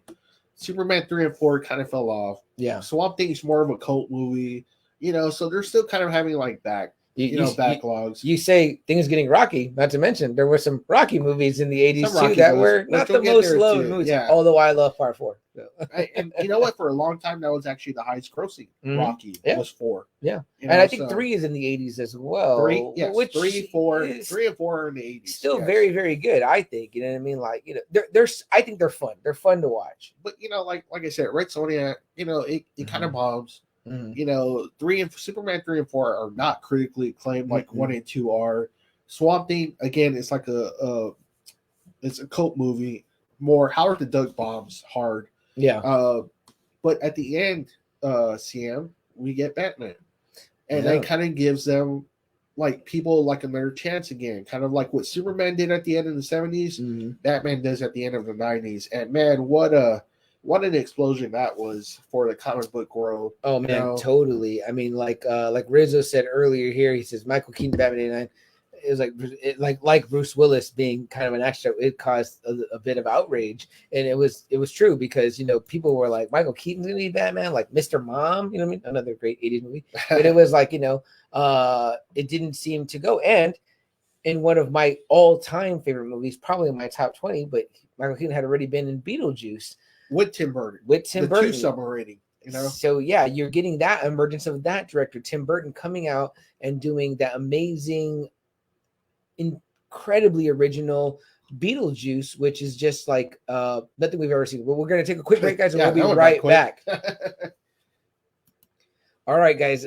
The weird thing about reading the comments during, right? You know what I mean? So, but we're going to keep going with reading the comments. We're going to keep the conversation going, and then we'll bring it right back in. So, a bunch of stuff came out. Right? Yeah, Jason says all the Creepshow movies. I was gonna wear my Creepshow 2 shirt. Girlfriend Jason loves Creepshow. Yeah, and I love Creepshow 2. That is probably my all-time favorite horror movie, if you want to call it. Sure, yeah. I've got a great T-shirt of the Old Chief Woodenhead story from that. I do like that one of my favorites. Just great pull on that one. Jason, you've named some kind of horror, so you're a bit of a horror fan, maybe in you. Let's see. Rizzo says, no, we got Rizzo's comment. Yeah. Holty says all the Canon films. That's right. The Canon was like a big studio. Throughout the 80s, you would just see that Canon logo. So iconic. John says it was the us versus Russia. I mean, man, throughout the 80s, it was pretty much everything. Russia was a bad guy. Yeah, the Cold War. Right? I told my wife, I was like, can you imagine the Russians? They're looking at these movies and are like, fuck, we're the bad guys again. Like, golly, It feels like any movie, any Bond movie or war movie, like that, war movie. It's a short list of who the bad guys are going to be. Golly, Rich says, why do you think those movies bombed? Directing or story? It's probably comic books. I mean, they just weren't big then. Yeah, that's when it was really seen like as a kid thing, right? Not like now. And it wasn't almost like it was pitched that way. It wasn't like it was geared towards the comic book reading audience. It just happened to be that. Now, the thing for me though is the Superman. How did it go so far off course after part 1 and part 2? I mean, golly. Well, you have Dick Donner leaving. I mean, that's I mean, I think that there's a lot of that. And didn't Mario Puzo write the screenplays? The first one he did. In the first one he did. Okay. Yeah. So there's a couple of things there I think that can cause it to go off the rails.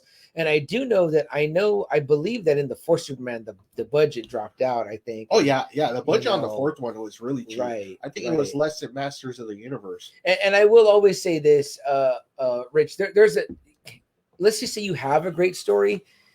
We just talked about this, right? Because I just saw The Green Knight with my girlfriend and some friends. And man, if you look at the trailer of that movie, you're like, I got to see this shit. It looks fucking badass. Well, I think it's suffered. And I said, here's the thing. The guy acting in it, Dev Patel, is fantastic. But I imagine that he's filming these scenes and he's thinking they're going to be wonderful, but he doesn't see the movie till it's all cut together at the premiere. And then he's probably like, what the fuck happened? Like, where's all the other shit I did that's not here? Or they didn't use the take that I liked, or you don't know what's going to happen. You know what I mean? You don't know what the movie's going to suffer from at the end. So having a great story is one thing, and you can have that on the page. But how does the director take what's on the page and put it on the screen? And then once he does that, how does the editor take that and say, what am I going to do with what you've? The director's working with the editor to clip it all together, but once you've clipped it all together, is it what you wanted it to be? I don't know. And again, you get the studio too that's going to say, no, not that scene, take that out. So regarding Batman, Rich says best Batman ever. Rich also says, notice a lot of sequel movies that started out in the 80s. Yeah, I think sequels were probably big in the 80s. Yeah, I mean, yeah, I would say so. Sure. Yeah. Friday Nighter For Holtz, the canon. he says, he says budget. Rizzo says Richard Pryor. Richard Pryor. Hey, man. Again, here's the thing. The studio probably that was doing Superman 3 probably thought, like, we can get Richard Pryor. He was hot at the time. Why would the biggest comedian, maybe, right. or top I think 5. You're right. Yeah, for sure. I mean, like, maybe except for Eddie Murphy at the time, but why wouldn't you put Richard Pryor in a movie? It's almost like Kevin Hart right now. Like, would you throw Kevin Hart in the Snyder cut? Doesn't make a lot of sense, but maybe. I mean, like, I don't know. I mean, if there's that would be like a very 80s move, you know what I mean? Like, it's like, why would you do that? You know what I mean? But you could easily, and again, Snyder Cut's a bit of a stretch, but you could easily have Kevin Hart pop up in a Marvel movie and it would be like, cool. You know what I mean? Like, people would probably think that fit in. You know what I mean? Let's see what we got here next. Rich says, do y'all think us, the watchers, were not ready for comic book movies? I don't think people were taking the comic book movies seriously. Mm-hmm. I think they were just throwing it out there. Hopefully they will make money. I don't think they take it seriously like the way Kevin Feige takes it seriously now. Yeah. I think that's just a problem. I think Hollywood is always looking for source material, and comic books are a great source material. Also, our books. That's where a lot of the ideas come from. Now, sometimes you get original screenplays, you know what I mean, when you got a guy like Tarantino writing stuff, but it just depends, you know what I mean? So, but again, once it gets there, it's like, how does that translate from the page? How do you translate Howard the Duck? You know what I mean? It's hard because he's a popular character, mm-hmm. and he's more like a sarcastic kind of satirical kind of character. Right. And they're saying that it didn't go on the screen very well like that. So yeah. Yeah, and you know what though? Without me knowing anything about that, that's a great movie. I love Howard the Duck. My daughter loves it, and she met the co-creator. He signed it on her DVD. Yeah, my sister loves it too. She's a huge fan. So you know what I mean. Yeah. But and she actually has a picture of Howard. Is that right? Room. Yeah, that's so cool.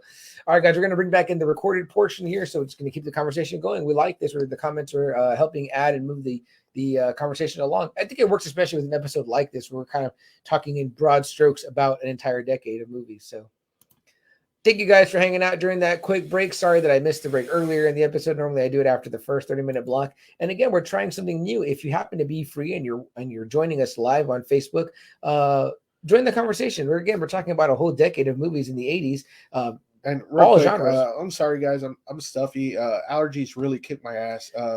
Something flew in Wednesday, and it's been kicking my ass. So. You're not the only one, man. My girlfri's got it raging. Yeah, I keep on a regimen of shit. Yeah. It started on Wednesday for me. So if I sound stuffier, I'm blowing up. I'm stuffy. Yeah. Hey, man, South Texas, guys. Let me tell you, it's bad. Living down south in Texas is horrible. We're like in a big dust bowl. You know what I mean? Like, somebody told me like we live like in an area where you're gonna have allergies no matter what. Yeah, my allergies are the worst than they've been in the other places I live. It's been like years. You think that you would acclimate, right? You've been here your whole life. I was happy too because I was like, man, the mask has really been helping me with the allergies, not just with the COVID, but with the allergies. Man, whatever fucking the rain brought in or blew in, it's kicking my ass right now. And that too, since the weather changes so rapidly, we just had downpour the other day, and it's like it just blows in all this shit. But, so I'm sorry if I sound stuffier. I'm blowing really loud. I'm sorry. We digress on the weather, but Dole, you're all forgiven, man, on that. But but again, so we're talking about like the 80s was all about patriotism, America. And golly, if the fucking Russians were the bad guys in every fucking movie you saw, from Red Dawn to Rocky to James Bond. And again, that's kind of like the art imitates life, life imitates art thing, because it's kind of like that's in the public consciousness, right? Like we're in the Cold War or whatever, and like the news is telling us that these are the bad guys. So you're like, okay, let me write that into my movie. You know what I mean? Friday Nighter Holty says the studio should have spent money for Richard Pryor on Brainiac. Yeah, which I was surprised to learn that was supposed to be Brainiac. I was like, oh wow, okay. Can you imagine? Okay. Yeah, that would. But again, cool. That's them not taking that seriously.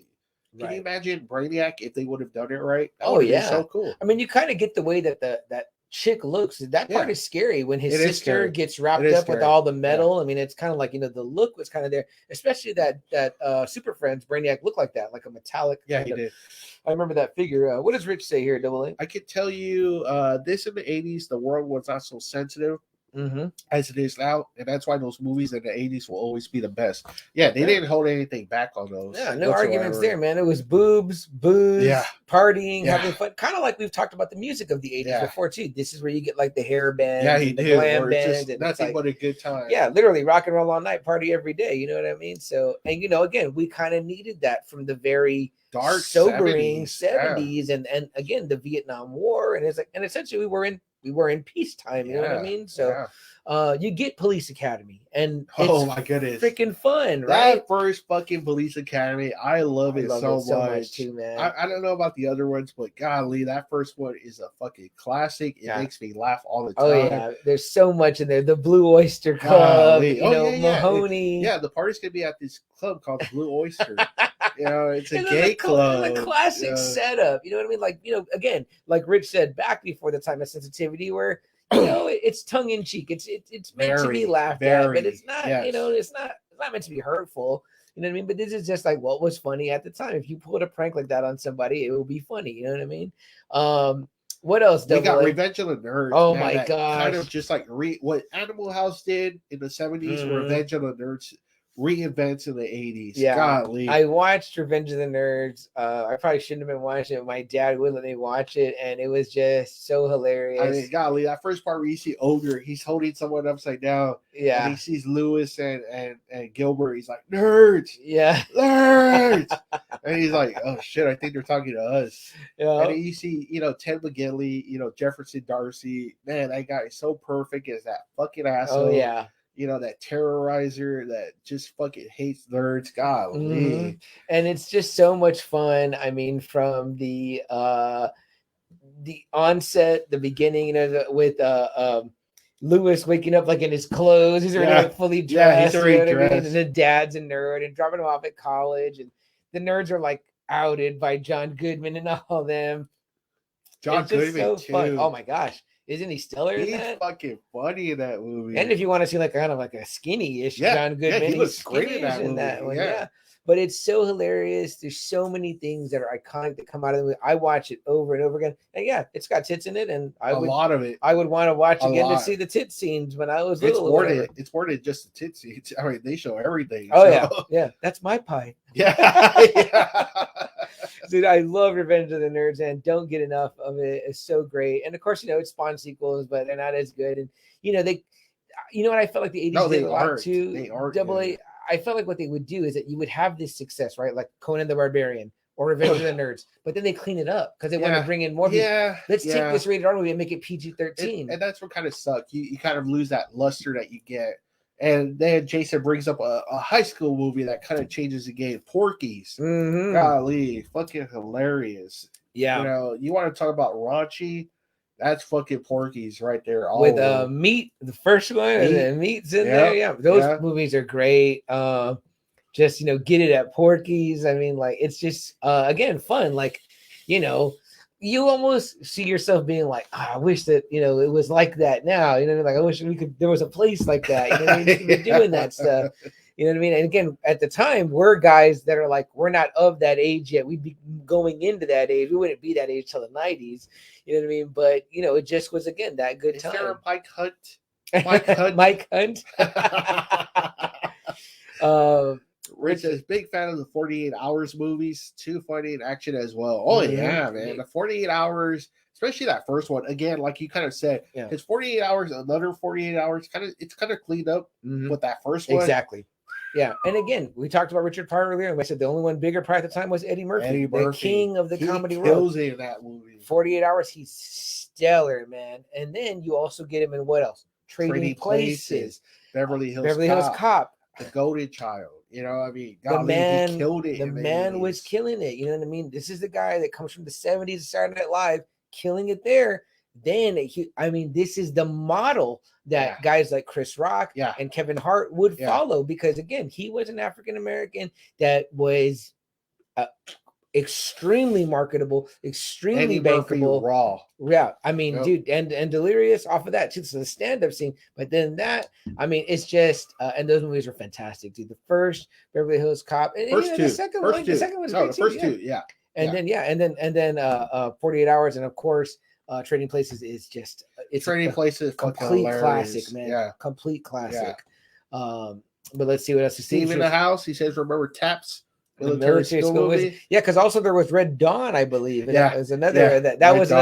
another, it kind of felt like that too, right? In the 80s, that there was like, somebody did a movie like that, like, we're gonna do a movie like that. So there was like these competing movies that were like kind of the same thing. So great pick on that one, says Steve. Early 80s. They're definitely. And then Rich says, could he be the top comedian actor in the 80s? No doubt. I would like to think so. A lot of people, there's a lot of Bill Murray fans that would probably say maybe he would be the top comedian. Maybe even Chevy Chase. Yeah, maybe. Chevy Chase too. But for me, for laughs, just pure laughs, Eddie Murphy. Yeah, definitely. That guy's fucking hilarious. You bring up two guys right there, Double A, that had tremendous runs in the 80s in comedy genres. So let's just run it down. Let's go Chevy Chase first. So the vacation movies alone. Yeah. The first one, Euro Vacation, Christmas Vacation. Like, golly, those are three classics. Yeah. Not only that, but he's in, again, Three Amigos. The Fletch movies. Yeah. So, Chevy Chase is coming into his own, but definitely. Caddyshack. Caddyshack. And then you got Bill Murray in that one with him. But you get Chevy Chase becoming this, if he wasn't already a household name, I mean, he's definitely one there, especially, as Clark Griswold. I mean, that's an iconic character. The ultimate family guy. Yeah. The one that if you have a family, you probably had so many incidents like Clark Griswold has had. And I have to admit, I give all the credit to the Now Watch This podcast with Lucky and Joe. I had never seen the first one until very recently. Okay. They just covered that episode because Lucky went to vacation and he kind of crossed country. He went he drove from here to California. Yeah, he did. And Joe was pretty much kind of saying, like, did you have some, Clark Griswold moments? And he said nothing that extreme. But when I watched that movie, I was laughing so much. I was so glad because it's on HBO Max. I think all of them are on HBO Max right now. I was like, I watched it before I heard the episode and I was laughing so much because I was like, this fucking guy can't get a win. You know what I mean? No. Like every single moment. And I'm like, when he snaps at the end, I'm almost like, yeah, fuck it. At the end, and he's like, y'all are fucking nuts. Like he's telling them, like, I'm like, yeah, he's right. Like, you run your household. Like, I have, I'm not a dad, but I run my household too. And it's like, I feel like that often. They're always like, why are you so fucking high strung? I'm like, because y'all are fucking crazy if you think they're not gonna do something after all this shit. You know what I mean? He's like, the family's like, let's turn around and go home from Hollywood. He's like, I don't think so. We're fucking gonna go in one way or another. I loved it. I was laughing so much. It makes me eager to watch the other ones more thoroughly. Christmas Vacation is my favorite one out of the four. Christmas Vacation. Yeah, that one I barely watched my first time this last Christmas too. Again, I'd always seen these movies in parts, guys. Like I knew the parts or whatever, but when you watch it beginning to end, especially as an adult, it's different. You know what I mean? So totally great. Beverly D'Angelo. Oh man, so hot. Jason says Johnny B. Good. Anthony Michael Hall. Great one right there. Great pick. Yeah. And then Steve says agrees with Eddie Murphy being the king of the 80s, no doubt. Double A, where do you want to go next? I mean, man, we've already traveled all over the 80s, but what genre do you feel like we didn't think or didn't touch about? And I know there's a big one. It's kind of sitting right behind us here, Mr. Gareth, right there. Yeah, you want to go into it? The fantasy realm, man, it really opens up during the 80s. And guys, we might not go that deep, and don't get mad, but we have we've been talking about a fantasy episode period for a while. So that may still be it really does open up. I mean, you get Dark Crystal, you get the Never-Ending Story, you get Labyrinth, you get Excalibur, one of my all-time favorite movies. Love it. You get Highlander. Love it. I saw that in my collection. How do you feel about this era with fantasy movies? You get Legend. I was about to say Legend. You get, the David Bowie, Jareth, the Goblin King. You get, Darkness for Legend. You get all these big creatures, these, where do you stand on the fantasy realm? I mean, even with us having better CGI and all that now, and maybe more acceptance towards the fantasy world, and even with the Lord of the Rings and the Hobbits, I still feel like this might be the true greatest, the 80s era of the fantasy movies. And Willow. And I mean, it's those names. There you go. Good call. Those names right there are those movies, guys. iconic. I can watch them again and again and again. They still hold up. They're still fantastic. We're probably missing some. My mom used to love Beastmaster. Huge Beastmaster fan. And I know we're missing some. People are going to kill us on some of the ones we're missing. Guys, what fantasy movies are missing? But this was not only the birth, but maybe the golden age of the fantasy movie. My wife and her sisters love Labyrinth. Yeah. Love that movie. Love the soundtrack. Yeah. Love David Bowie. Love Jennifer Connelly. He looks great. She looks great. That movie. Yeah. I love Legend. I own Legend. The Prince of Darkness. Tim Curry as a Prince. One of the most iconic villains ever on screen. A true fucking devil. If you shake your head, fuck that. Well, that was weird. Blip there, it was weird, but love Tim Curry as that, the voice, you know what I mean, the eyes, the teeth. I mean, like, and also too, the gal from she's the man, I forget her name. Yes, she's for Ferris Bueller. Ferris Bueller's, yeah. Yes. How about that for an iconic high school movie too? Yeah. That's not a John Hughes movie. No. But it feels like a John Hughes movie almost. Ferris Bueller's Day Off. No, that is. It is. Okay, yes, it is. Yes. I mean, so that's where it says Flash Gordon. Yes. There you go. I knew that one. That's definitely one soundtrack. The great Queen soundtrack. Ming. Yeah, and we will get obviously Ted paid tribute to that later. Excalibur, I was speaking to Holty there earlier. I love the Arthur Legends. That for me is the number one Arthur movie. Everything else comes to this is that. I love that movie. I can remember renting that on VHS in the 90s, I think, and watching it on a recliner in my living room at my old parents' house. It's not far from here, and just watching it in the afternoon and loving it. And my dad's like, "What'd you rent?" And I was like, "Excalibur," and he was like, "Oh, it's a great movie." You know what I mean? And then I'm seeing, who am I seeing? Liam Neeson, Patrick Stewart. I mean, this great cast. What's her name? Helen Mirren. Helen Mirren. Yeah, great boobs in that movie. Again, that movie has super boobs. Hot. And that fucking the famous nah. It comes from that movie, you know. But I mean? Everything about the Arthur Legend is there. The Holy Grail, Avalon, the Lady in the Water. Yep. Excalibur, Merlin, badass Merlin, Morgana Le Fay. Everything is there. Guinevere and the Lancelot thing. Yeah. I mean, it's fucking dope, man. I mean, I love Excalibur. Great movie. Just great movie. I mean, like Highlander. You get Sean Connery. Christopher Lambert, Clancy Brown. I mean, golly. The first one is so iconic. It's really a great film, so quotable, so fun. Me and my uncle will sometimes just send each other messages. My Uncle Bill, it's just Highlander quotes. There's no context, just quote. What a great beginning, right? It's Sean Connery narrating, and then you get the Princes of the Universe. You get Freddie Mercury. Here we are. Golly. Dude. And I know Marquise loves the lyrics. I remember when he first saw it at our house, and he was like, "Man, that's a really badass song. The lyrics are really fucking killer." That's cool. I didn't even know that. Yeah, that's really cool. Yeah, I mean, he loved that song. It was Princess of the Universe. I'm always telling you. I tell my sister, I'm like, "We're brothers, McLeod." You know what I mean? I love it. You know what I mean? Like, it's the quickening, like that whole beginning. His bitch wife, McLeod's bitch wife. Then he gets the much better Heather, who's like, I was like, that's right. I forgot about that first one. Way to upgrade McLeod. You know what I mean? But then the sadness of the aging. Heather was the best. She was even better than the one he got later. And I was like, she sucked, whatever. Yeah. The Kurgan, I mean, Clancy Brown, who a great voice acting career later on. Yes, now he did, Lex Luthor and a bunch of people. You know what I mean? He's fantastic. So, I mean, Highlander is definitely one of our top favorite movies of all time. I mean, it's excellent. I think we get the sequel in the 80s too, don't we? No, it didn't come to the 90s. But start the whole franchise, 2, 3, 4, 5, the series, everything. So, that's kind of like a lot. Like Beastmaster had a TV series. That's right. Yeah. So some of them have, they spawned a lot of stuff.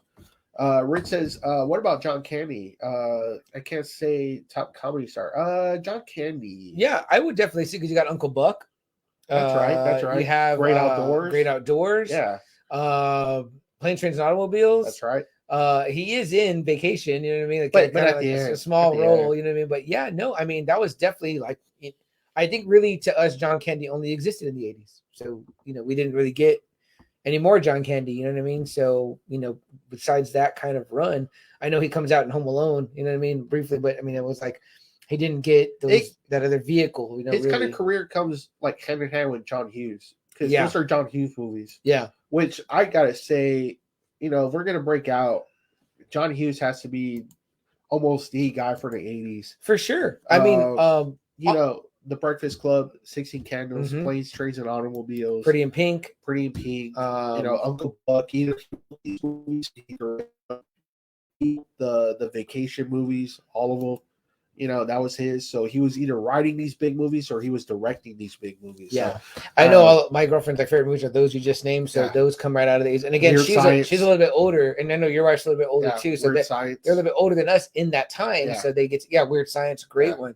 Steve says Fast Times at Ridgemont High. Again, was it the 80s? That one was the 80s? Yes, it was. Yeah, yes. Great one. Sean Penn. Yeah. Very young as a surfer stoner character. Yeah. My girlfriend and my dad always do. They quote that to each other. They always do. All I need is some tasty waves.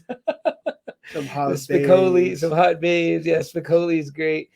Here's one that I love. My sister loves the Star Wars spoof of You Don't Need Another Star Wars spoof ever. Which George Lucas loved. Yeah. From what I read. Loved it. Well, Mel Brooks is an icon, period, of comedy, if not the greatest, you know what I mean? One of the greatest easily. So Spaceballs, as Jason puts out there. I know this movie as well as I know Star Wars. It's like all the lines. John Candy again as Worf. I'm a dog. I'm a wog. Half dog, half man. A mog. So it's like so funny. The Schwartz. Yeah, I think even like yogurt. I think even the Pizza the Hut. I think that's what Pizza Hut says now. No one out pizzas the Hut. I'm like, what the fuck? What he says. Oh, man, my sister will send me that gif of him just like all melting, and she's like, I love this scene when the guy's eating him. I'm like, I'm like, oh, what the fuck? It looks fucking gross. But they make fun too of the aliens, and they didn't really make too much fun of Star Trek in that one. There was some little bit, but not that much. Like the beaming up and down. But Star Wars was the big dog, right? Okay, you're only going to go after the big dog. Always the big dog. But it is interesting though you say that, because Star Trek does make a huge comeback in the 80s with the movies. Yeah, Wrath of Khan, Search for Spock, the Voyage Home. Suddenly William Shatner has curly hair. And then Next Generation comes out during the 80s. Star Trek Next Generation, which introduces Patrick Stewart as Jean-Luc Picard. Yeah. So big time for Star Trek too. Yeah, so just like DC and Marvel, we're not Star Wars, not Star Trek. We love both. Star Trek is fucking awesome, man. I watched a lot of the Next Generation. Where Star Wars ended, Star Trek took for the next decade, for the rest of the decade. Definitely, man. So a huge time there. But Double A, what next? I know we have some big areas that we haven't really. The teen movies, man. Sure. Golly, they totally reinvented, make it more real to the teenagers of the time. Mm-hmm. You get The Outsiders. Golly, what a great fucking movie. Yep. Wrong Side of the Tracks, Pony Boy, Daryl, all what a cast, right? Everybody's Thanos all-star is in that cast. Thanos. All-star cast. I mean, then you get, like you said, Breakfast Club and St. Elmo's Fire, Pretty in Pink, Ferris Bueller. Yeah. You get all those real, What about Every Girl's Dream of Dancing and Dirty Dancing with Patrick Swayze? I mean, we love him from so many other things, Joe, Roadhouse. But, for many people, Dirty Dancing was what set it off. And what a great decade for him, too. Like you said, Roadhouse, Outsiders, Dirty Dancing. What a great decade. Ghost. Yeah. So, I mean, golly, these teen movies that are really tackling the hard-hitting issues, of the teens that, that dealt with, either at home, at school. Breakfast Club is a great movie. You get Ferris Bueller, that popular kid. I love it. That hangs out with everybody, that has a hot girlfriend. To me, that was always watching Ferris Bueller, I was like, man, I want to have like a dummy in my bed and skip school. And it was so neat. You know what I mean? I just loved it. For me also too, kind of one of those things was we talked about Weird Science. I mean, what they did with the computer, and I thought that was that's it's two nerds are just really wanting to fit in. That want the girls, want at the parties, want to be popular. I mean, how many people can relate to that? I mean, I know that I totally related to that because I was an introverted kid. I was, besides you guys, I mean, like, I mean, I had some friends, but it wasn't like, like, girl, where's the party at? And, I'm way young at this time of year. Just kind of still think like these are cool as kids for these, fantasies in a way. And then Breakfast Club, it introduces so many different things of the teenagers. You get the bully and Bender, you get Anthony Michael Hall, the nerd, you get Emilio Estevez as the athlete, you get Molly Ringwald as a popular, hot chick. Oh, yeah. And then you get like that goth girl, the Ali Sheedy. Yeah, Ali Sheedy, so you're kind of getting like every kind of version of the student at that time that are all coming together, for that one Saturday, Saturday, And then, man, I hate that I can't remember his name, but the one who plays the vice principal, he comes out trading places too, and he has to be the model for. Oh, I mean, yeah, he was a classic hard ass, throughout. So, and he always cast as that going forward. He was cast as that hard ass. You want another Saturday? You got it. Yeah. Get the horns. But like I said, Outsider Sally kind of kicks that off. Rob Botchill, Thomas Howell, Fat Dylan, Patrick Swayze, Rob Lowe, Cruz, Diane Lane, golly. I think we also get in the 80s the introduction. Well, obviously, we talked about Weird Science, but we get Robert Downey. We get Downey, Iron Man is introduced to us years ago, guys, in his wilder times. You know what I mean? Back to school. Robert Downey, Robbie Dangerfield, another icon, man. Love his comedy. But yeah, so let's talk a little bit about it. We had mentioned double A. We want to start Back to the Future. I know you are a huge lover of Back to the Future. I do, man. What a great fucking movie. Trilogy that is. Mm-hmm. I love part 3 as much as I love part 1. What a great story. Great big story. Man, everything about time movies, everyone that always talks about time movies always goes back to the Future. Always. And we got the man himself at the helm, right? Steve Spielberg.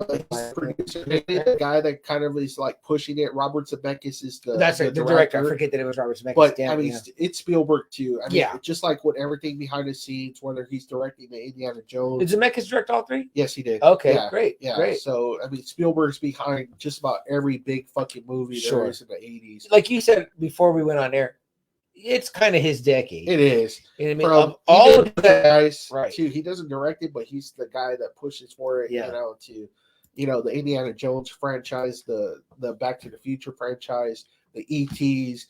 He's all behind it. And we talk about people that emerged. I mean, if anyone emerged above anybody else, Spielberg became the power. Yeah. In Hollywood. Yeah. I mean, I think we get the Amblin Entertainment, the Amblin logo was the ET. Yeah. And then obviously out of that comes DreamWorks, which was I think the first ever like a new studio besides like your bigs like Paramount and Warner Brothers. It was like that's how well the 80s treated Steven Spielberg. Yeah. Willow, he's kind of got up. Is that that's Lucas? Oh, that's Lucas. But the other big, the big heavy hitter, behind Indiana Jones, the one that comes up with the stories for Indiana Jones. Right.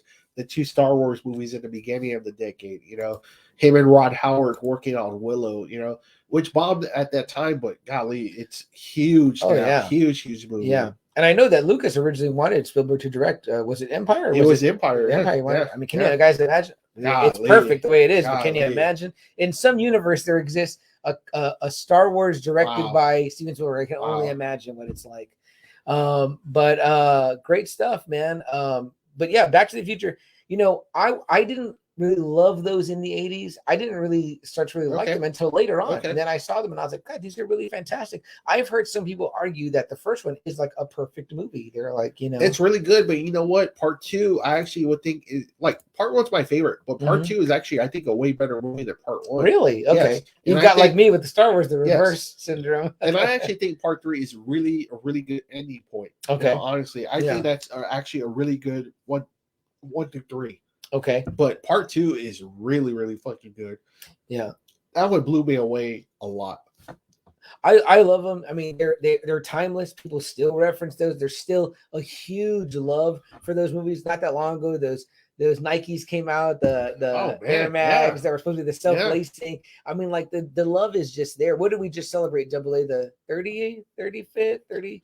It was anniversary that just happened. Well, even when October 15, 2015 hit, that was like a big deal. Yeah, it was like we finally hit Back to the Future Part 2. Right, we made it actually, and I was actually in Times Square when that truck was there. Oh, how cool is that? Yeah.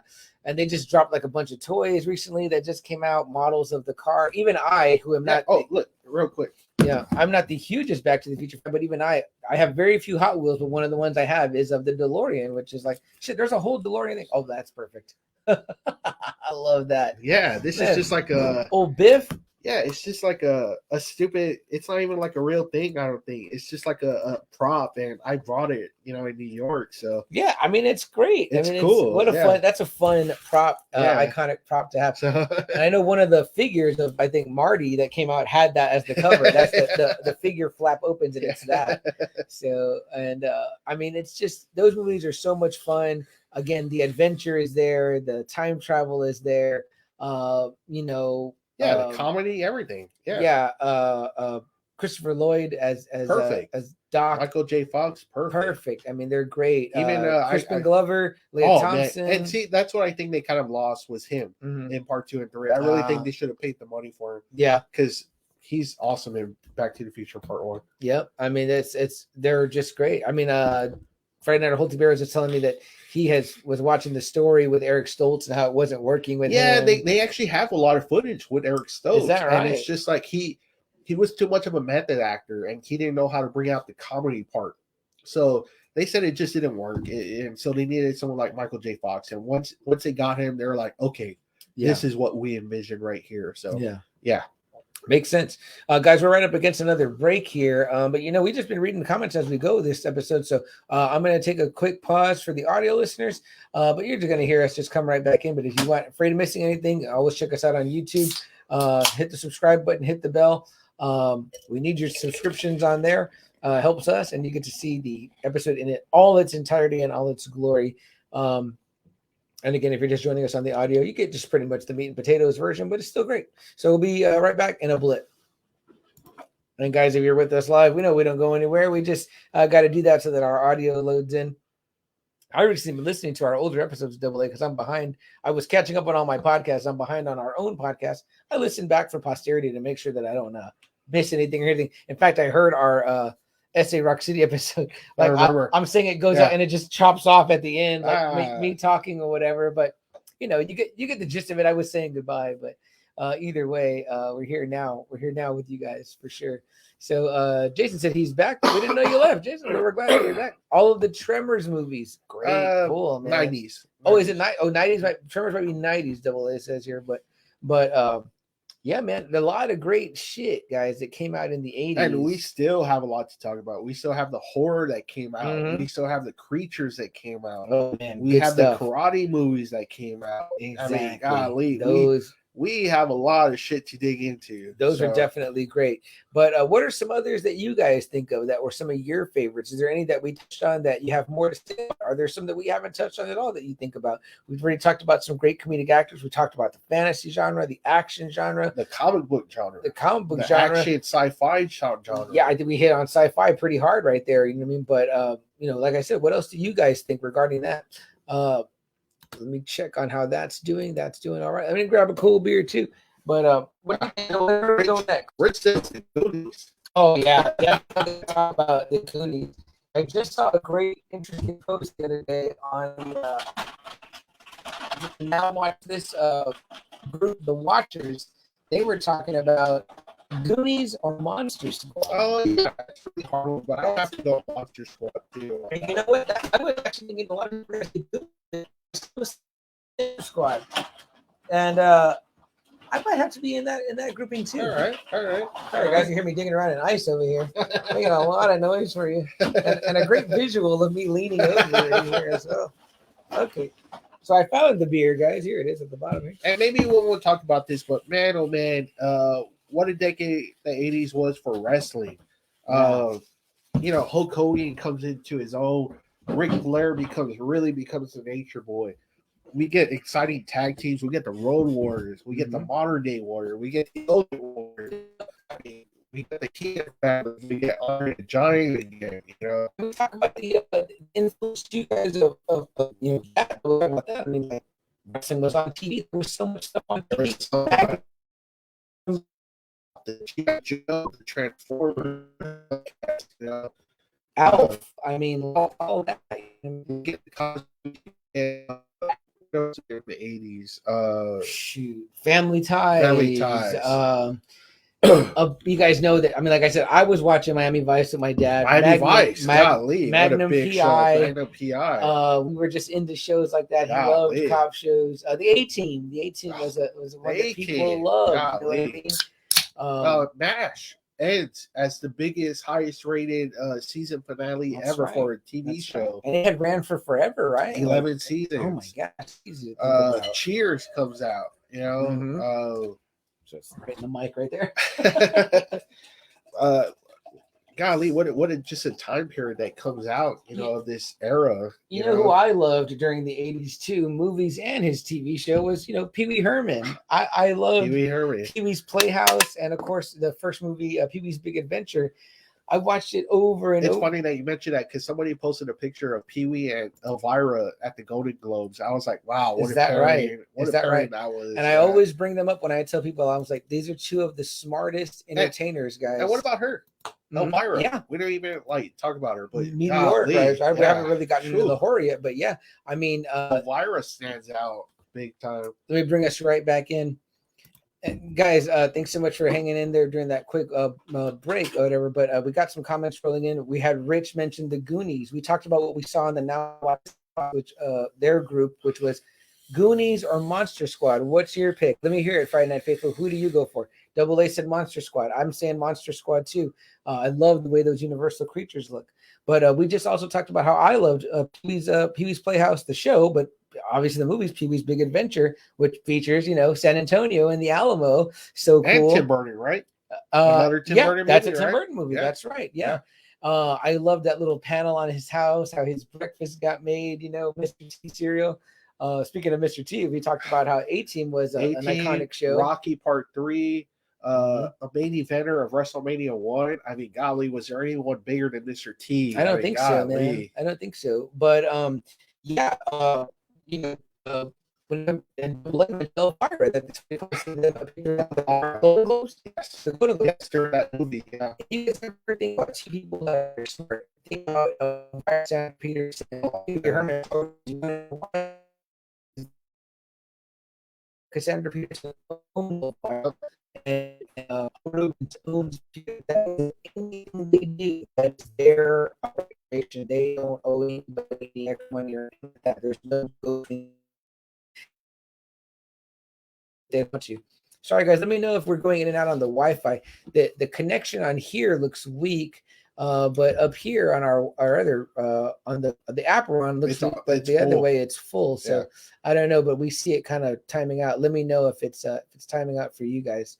But Double A, we're probably in like what, our third or fourth block here. On our third block, yeah. So where do you want to go next? Okay, so what else did we get here? We talked about the hours, and we talked about the past, right? And we were Patrick Swayze, Roadhouse. Yeah.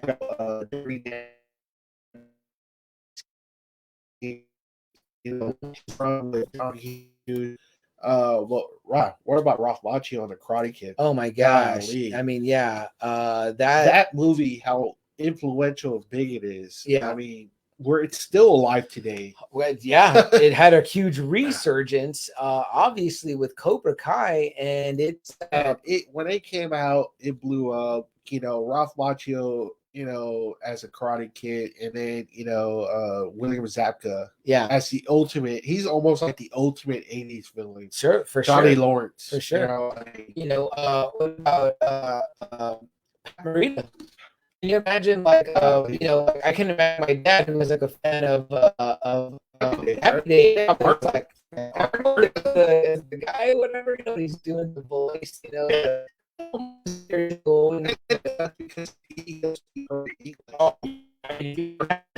the fuck, you know what I mean? But yeah, he does it. But didn't he do it great? He did a great job. And I believe his first name is Noriyuki. Yeah, he actually got nominated for the Karate Kid. Did he really? He did for, I didn't know Academy that. Award. Yeah. There's a great comedian, Gary Goldman. I probably mentioned this before, whatever, but he talks about the Karate Kid as he says it, and he goes, Noriyuki Pat Morita. He goes, if your name is Noriyuki and they ask you, do you want to be called Noriyuki or Pat, and you're in school? Go with Pat, not Noriyuki. But I love the Karate Kid. You know, the ultimate story, new kid that comes in school and he gets bullied, except this kid is getting bullied by about 5 or 6 black belts, in karate. The worst kind of bullying. With the worst one as the leader of Cobra Kai, this fucking badass martial arts group. Mm-hmm. And he starts talking to the main guy's ex-chick.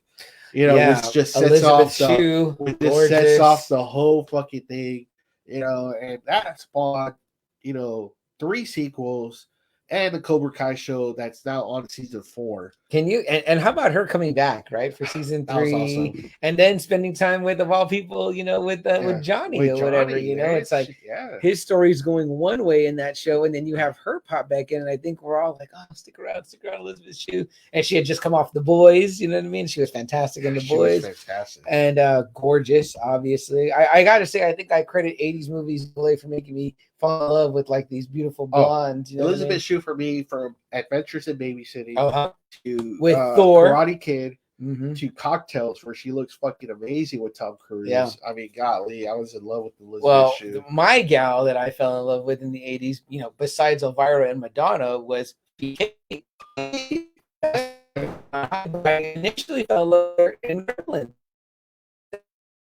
Full girl, this brunette, and she just the bangs, everything. I was like, man. Then I was pleasantly surprised to find out what happens in Fast Times at Ridgemont High. I was like, yes, maybe the ultimate jerk off scene. Probably,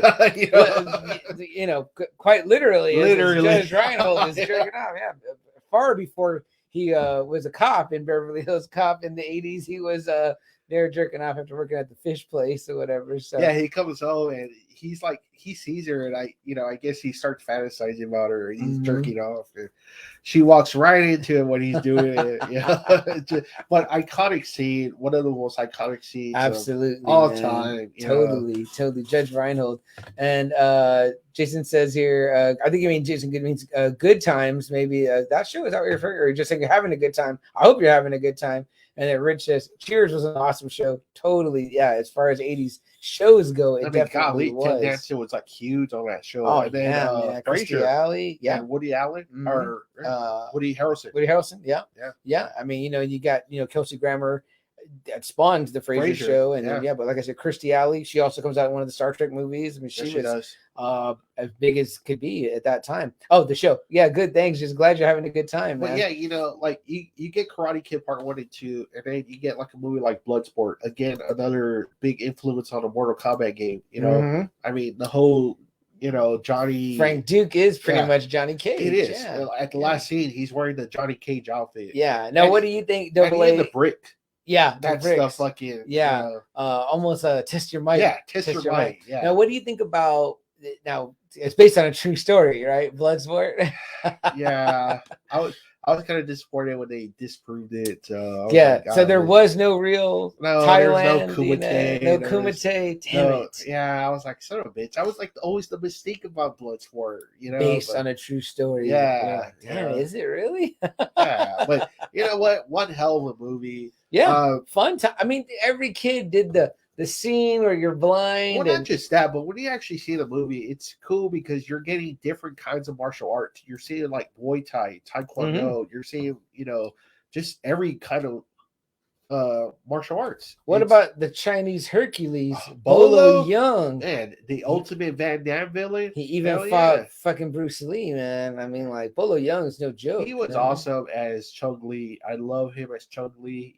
He's fucking awesome. Ogre comes out too. That's right. Yeah, his buddy. Yeah. I mean, it's a great movie. I mean, that was a movie too that, little boys were like, "Did you see Bloodsport? Oh, badass." The soundtrack is fucking awesome. Yeah, the title Bloodsport is awesome. Does the splits or classic Van the debut of the Van Damme splits, and punching the clay jars. But I mean, what a time, right? Like again, martial arts is coming back in the 80s. With the Karate Kid and with Bloodsport, and what about Mark for Death? The other guy, I almost felt like Van Damme and Seagal were like, golly, that guy is so fluid. He was so good in the 80s. The way he did his martial arts, because he is a real master. Yeah, he is a real black belt. And when you see Steven Seagal kicking ass, you're just like, damn.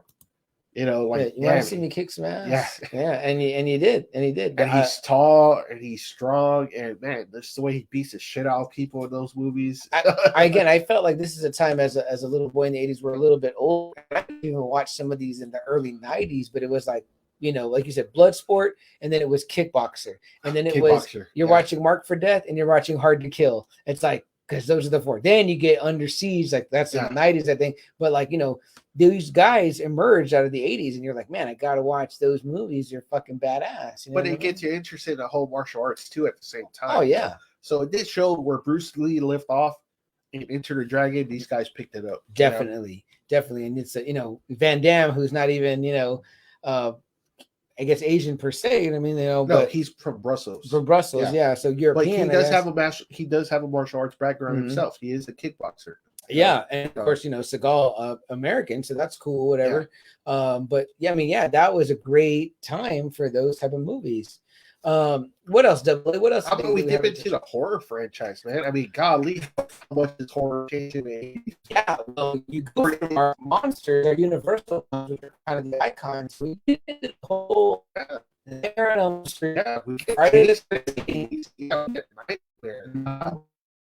We get the Blob.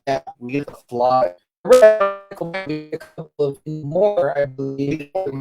More. We had Chainsaw Massacre in the 70s, but he comes back more in the 80s. Yeah. Hellraiser, I believe, premieres. You mentioned earlier Poltergeist. Yeah, Poltergeist. The Creepshow movies come out. The Creepshow movies, the zombie movies come out. Yep, that's right. So you get like a potential golden age for horror as well. Or maybe we'd call it a silver age. I mean, look, the Friday the 13th franchise starts here. Nightmare on Elm Street starts here. Two of the biggest franchises. So I mean, right there, you get Freddy Krueger, you get Jason and Freddy, so iconic. They eventually fight each other in a movie. Whoever thought we would get that Double A? Like that Jason versus Freddy movie is like the Expendables. When you're like, all these guys are in one movie, And speaking of that, it's funny I mentioned that, but Evil Dead. Oh my gosh, Evil Dead. Yeah, so iconic, we get the Ash character. It's a great, yeah. You get S Smart, Shop Smart, Shop S Smart. But dude, and I know we're not going to talk probably that much about this because we probably didn't watch them a lot, but like I know I didn't really watch any of the Delta Force movies. Chuck Norris. Or what about Johnny Lawrence's favorite? We learned Iron Eagle. You know what I mean? I did actually see that because my brother's like a huge Queen fan. Yeah, and that was like the third movie that Queen had did. Really, the soundtrack for I didn't know Iron that. Eagle. I had no idea. That's actually where I first saw Louis Gossett Jr. Right, Louis Gossett Jr. Yeah, and I can remember. Not really watching those either, but I would watch American Ninja. Yeah. American Ninja was like a movie that, because again, the whole kung fu stuff. Yeah. And again, not as much as some of the other ones we're talking about, but definitely. I mean, it's there or whatever. And Iron Eagle has a much more important counterpart. I would say that I'll talk about a little bit towards the end because was one of the top ones on my list when I think about 1980s movies. Okay, I think I know where you're going. Yeah, but let's finish up with horror. I mean, what else, Double A? I mean, then like I said, you get Monster Squad. Yeah, you kind of bring those characters back into the 80s. I almost wore that shirt, my Stephen King Rules shirt, but I've worn that one before. Like I said, Weird Science, you could say it's like a modern Frankenstein, retake. That's a Frankenstein movie. I mean, Beetlejuice. We get a whole new franchise. You don't necessarily is it horror because it's more funny, but I mean, like, but when Halloween comes out now, golly, this one. Yeah, you know what I mean. This one has a lot of comedy. The Lost Boys reinvents the vampire movie. You stop getting the old looking vampires. You start getting young, handsome looking vampires. Yeah, like you said in our vampire episode, the kind of the rock band vampires, the handsome, good looking guys, and it's so much fun. I've seen the Lost Boys more times than I can count. It's probably in my top 20 movies. I know probably for you too. So Fright Night. amazing. You got Fright Night before that. You know, so that's right. I know people like things like Once Bitten. All that stuff's from the 80s, man. Super Vamp, you know what I mean? Like I can remember, this is the time, right? Double A, like it makes me think about that documentary, The Last Blockbuster, because this 80s era, this is like the time when I was at the video store with my dad or my mom, and we'd be walking through Blockbuster, walking through Hollywood Video, and I'd be seeing all the cassette tape covers in different whatever the genre was. I was there checking out the movies. So I'm sure you guys were. Let's check out a couple more comments here. Steve says, "Yeah, Chuck, Under Siege, the cake part. Oh, that's the best part. Yeah, that's the best part of the whole fucking absolutely, movie. Man. Yeah, that used to be on rewatch as a young man for me there. And that gal was from Baywatch. Baywatch was a great show. And Playboy model. She was a Playboy that's right. Model Yeah. Riz says, I loved Fright Night. Even the remake was good. I haven't seen the one with Colin Farrell. Part 2, the original part 2. Has the same guy who plays a werewolf in Monster Squad. He plays a werewolf in Fright Night Part 2. You don't say, really? He's fucking awesome as both. I forget his name. He's the one from that movie that everyone loves. Silver Bullet. No. The Napoleon Dynamite. The uncle. Oh, right, Uncle Rico. Yeah, that's right. That's John Kreis. Yeah, something like Grease or whatever. John Grease. So he plays a werewolf in Monster Squad and Fright Night Part 2. Very cool, man. So that's pretty badass. Uncle Rico was a werewolf. Very badass, man. Yeah, so great time for horror. I know there's also like Phantasm. Yeah, Phantasm comes out. Golly, a whole new one. Yeah, there's a bunch. The Stephen King movies really make a big dent. We get, like you said, Silver Bullet. We get Dead Zone. Salem's Lot. We start getting more and more adaptations of his stuff in the 80s. Like I said, Creepshow. Him and George Romero. Firestarter. The Shining? Might have been the 70s. Okay, but still, you're getting more of it. You're getting graveyard shit, So even the Stephen King movies start coming into the 80s more. Maximum Overdrive. Yeah, definitely, because he's made his name already, and now they're making his now it's like movies. Now it's like every time he comes on a book, okay, we need to make this into a movie. Let's option that property right away. Yeah, let's get this one. He's a golden goose, man. The man makes gold. He spins gold. So I love it, man. I love a lot of those horror movies. Christine. Yeah, Christine. John Carpenter. Yeah. Again, John Carpenter again in the 80s. Great. It's so much stuff. Let's see here. What do we got here? Steve says he watched Last Boys when he was on vacation with the family, laughing through it all. Oh yeah, man. You just can't help it. It's so much great stuff. Sam? How about the Coreys? Oh God, they were at the top of their game, right? You talk about Corey Feldman coming out like in the Jason movies. Him and the other woman come out like in License to Drive. Yep, License to Drive. I know that y'all guys were big on that one. I didn't watch that one as much, but definitely. I mean, again, Corey Feldman with the Goonies. It's like golly, Corey Haim. We talked about too, kind of like the teen movies. One that I liked was Some Kind of Wonderful. Eric Stoltz, not obviously a good Marty McFly, but he was great in that role. So do you know that's actually like his remake of Pretty in Pink? I did not know that. I read that when I was watching Pretty in Pink because he wanted Ducky to end up with Molly Ringwald. Oh, but she didn't want that. She vetoed that. Is that right? Yeah. So he makes Some Kind of Wonderful, where the Ducky character, which is a female in that one, ends up with Eric Stoltz. How nice. Yeah. He was played by Mary. I forget her name. Yes, something like that. Yeah. And she's beautiful too. And obviously, Leah Thomas is beautiful. I love that movie. Yeah. Because I just was like, I thought it was so cute, and at the end, a great cover version of my favorite song, which is "Can't Help Falling in Love with You." This one by Lick the Tins, a band you'd only hear in an '80s movie. So so much fun, man. That time period or whatever. But what else? What do we got here? Well, how about Ghostbusters? You know what? It is.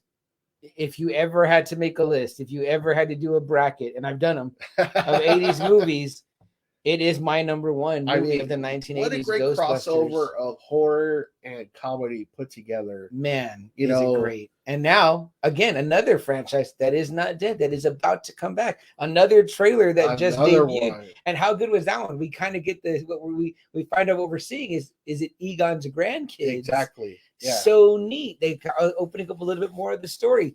This is how great this movie is, guys.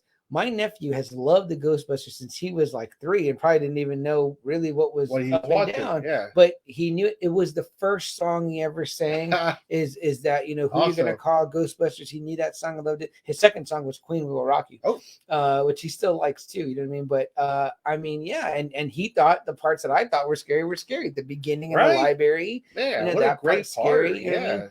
How about Bill Murray trying to get the blonde girl and he's zapping the asshole. buddy? Golly, what a fucking asshole. So much for his scientific breakthrough. The guy's actually getting it right. He's getting it. Yeah. No, I mean, Bill Murray is, to me, at the top of his game in that movie. It is peak Bill Murray. And like I said, I always like to give credit to Harold Ramis because Harold Ramis is the writer and director of most of Bill Murray's top movies. Yeah. So once you see where he breaks off with that, that's where you really don't hear Bill Murray too much anymore. Right. You know, so. Right.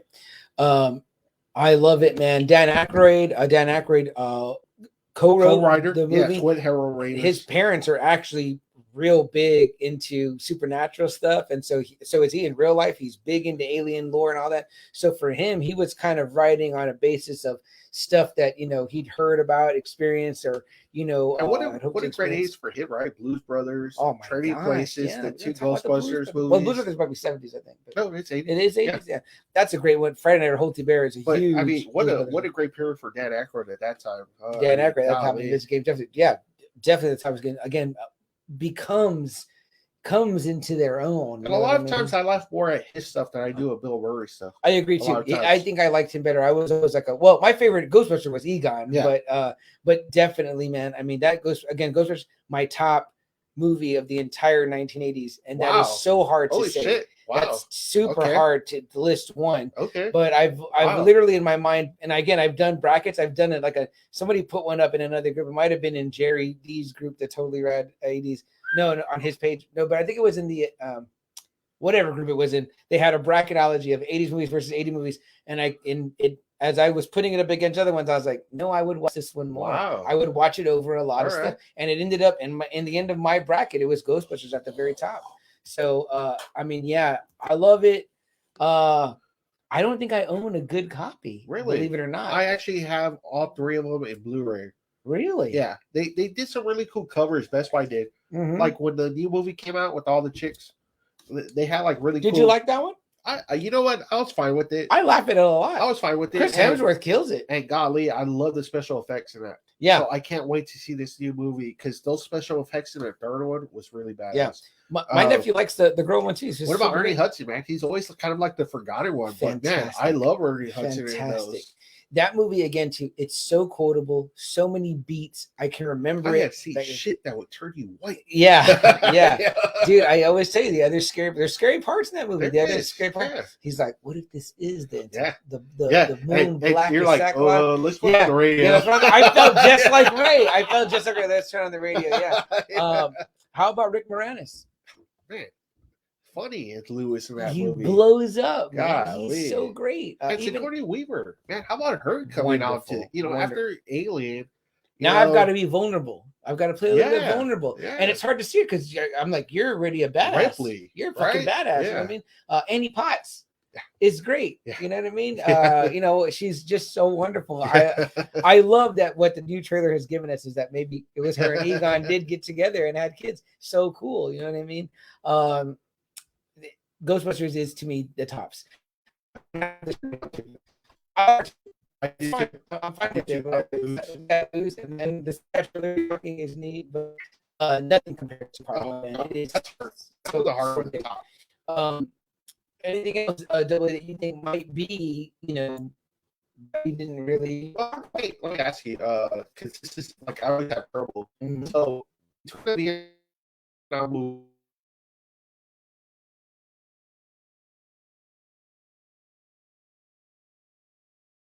My dad so much because basically for him it would have been kind of the same, like the way the uniform looked and all that. Okay. So for him, that really resonated with him, and he would always talk about it. Although he loves platoon as well. Charlie, Tom Berenger, I mean, I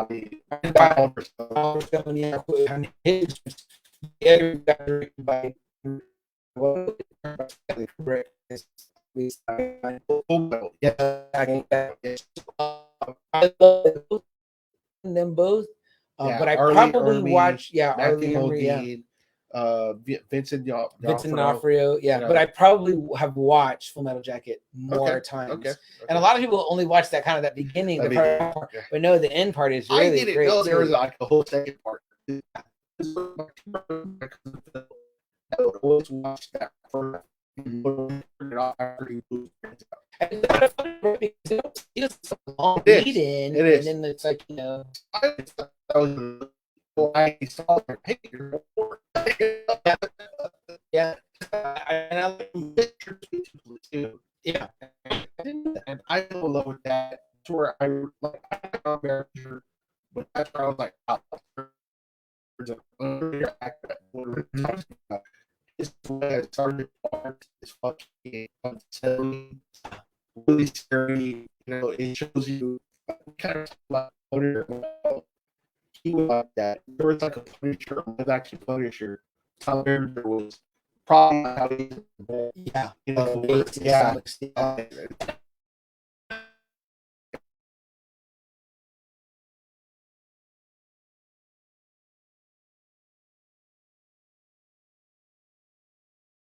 And I love Willem Dafoe. I love Virgin Alliance, so badass, and of course, I mean,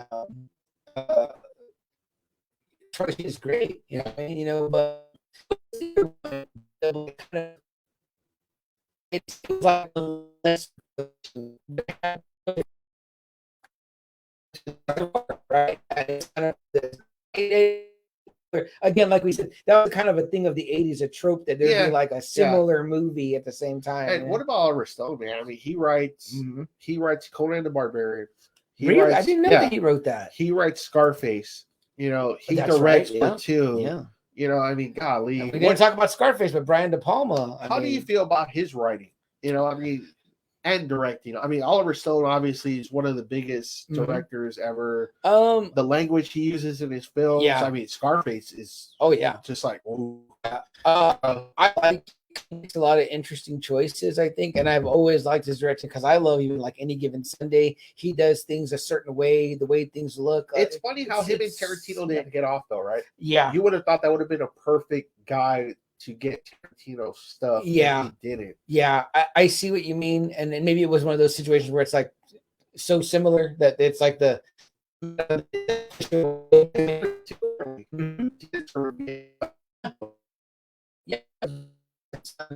Yeah. Anyway,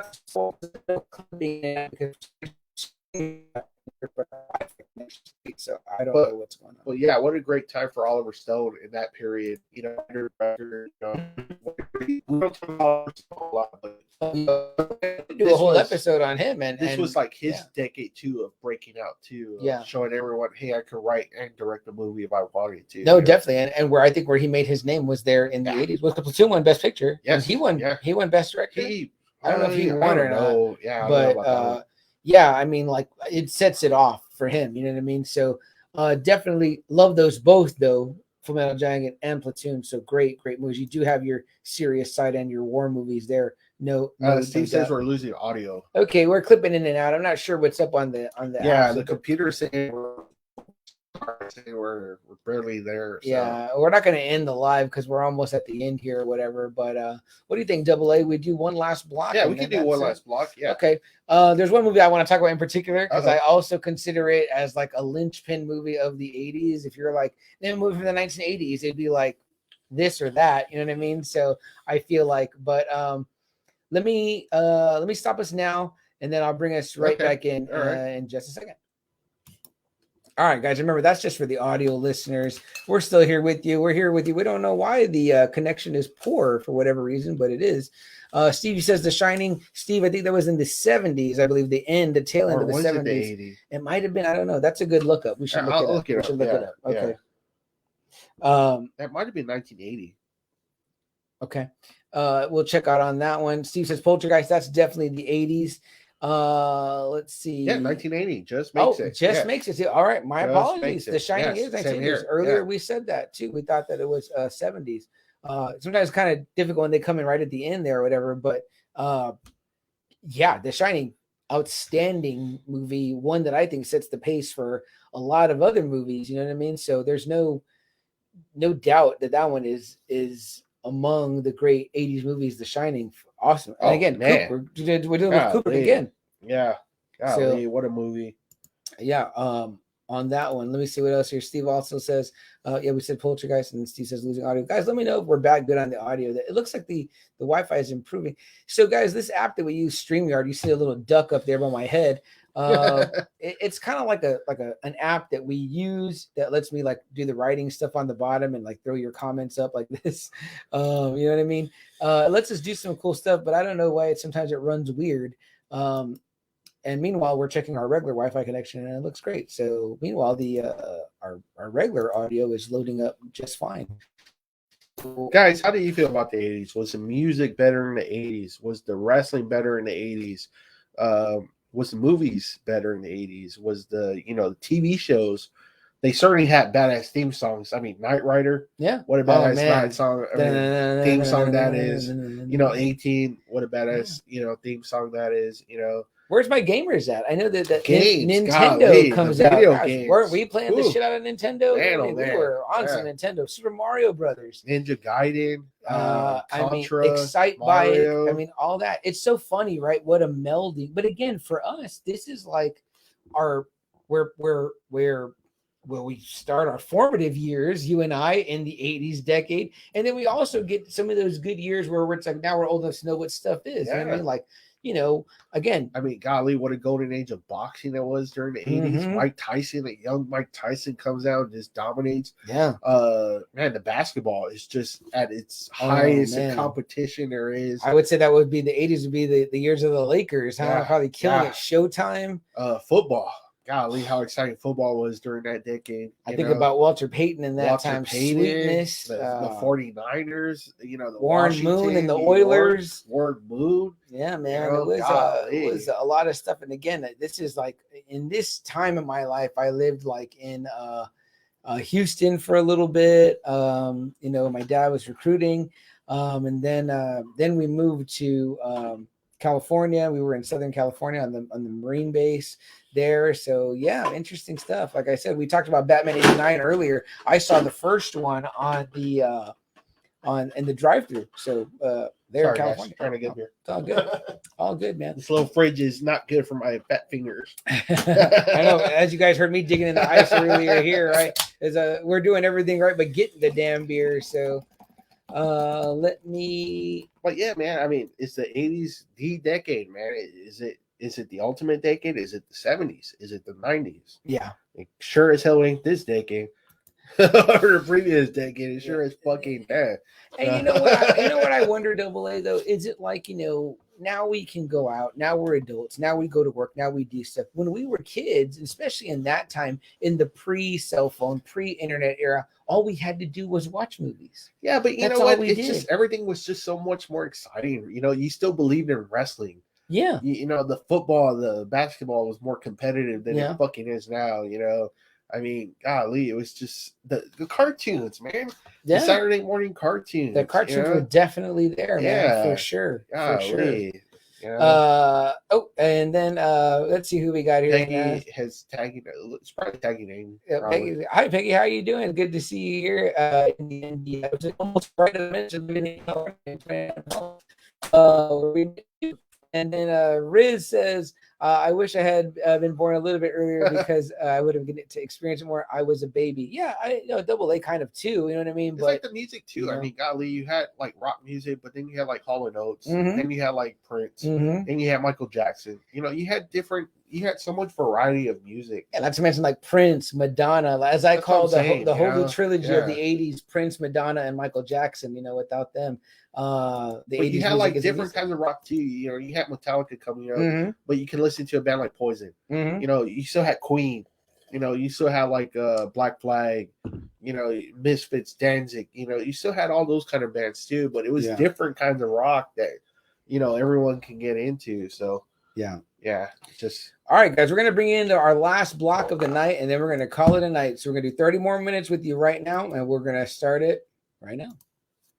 All right, guys. If you heard the quick slip out of the audio for a second there, and I've heard our episodes back. You don't really hear anything. It's just like we go away for a second, but we're the audio has to load every 30 minutes on the Anchor app. So while we're doing that, we read through your comments and talk with you. But this episode we did it different. We kind of read comments the entire time and used your conversation to help us progress through.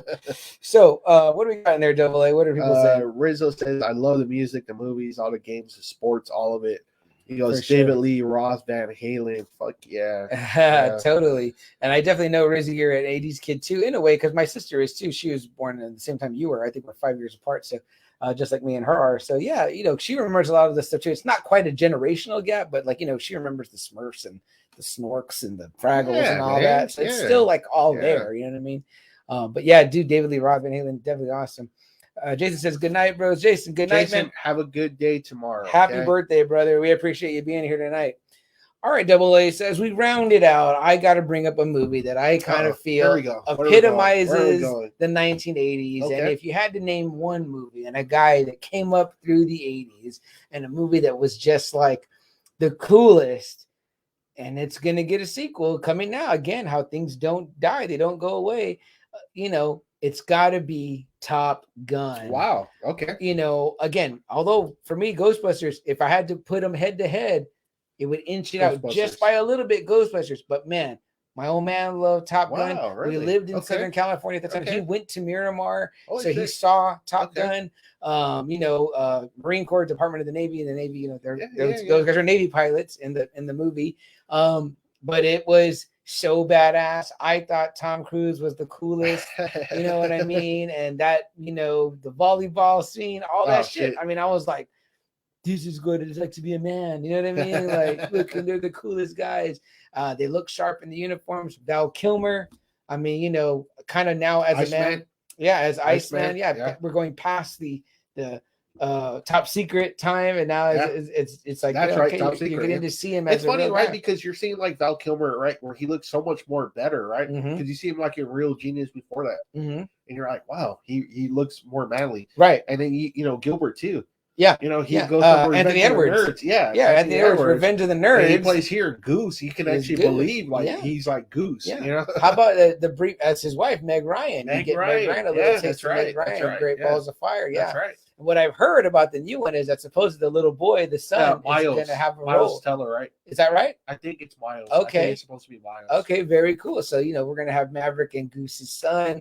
Which obviously we saw in Creed. We kind of had Drago's son. So more 80s stuff that kind of comes back. The 80s is getting revisited. The 80s it really does. Yeah, it really does. Which I'm surprised because I didn't think he was ever going to do a sequel to this. But yeah, it was the biggest grossing movie that year. I mean, it was just popular. The song Tom Skerritt, Michael Ironside, the song from Berlin. Not to mention the Kenny Loggins. Oh my goodness. Let's say Kenny Rogers, Kenny Loggins. Danger Zone. Yeah, Highway to the Danger Zone. I mean, like, to me, there were some, iconic soundtracks you had to have. It was like Rocky IV, Top Gun. Yeah.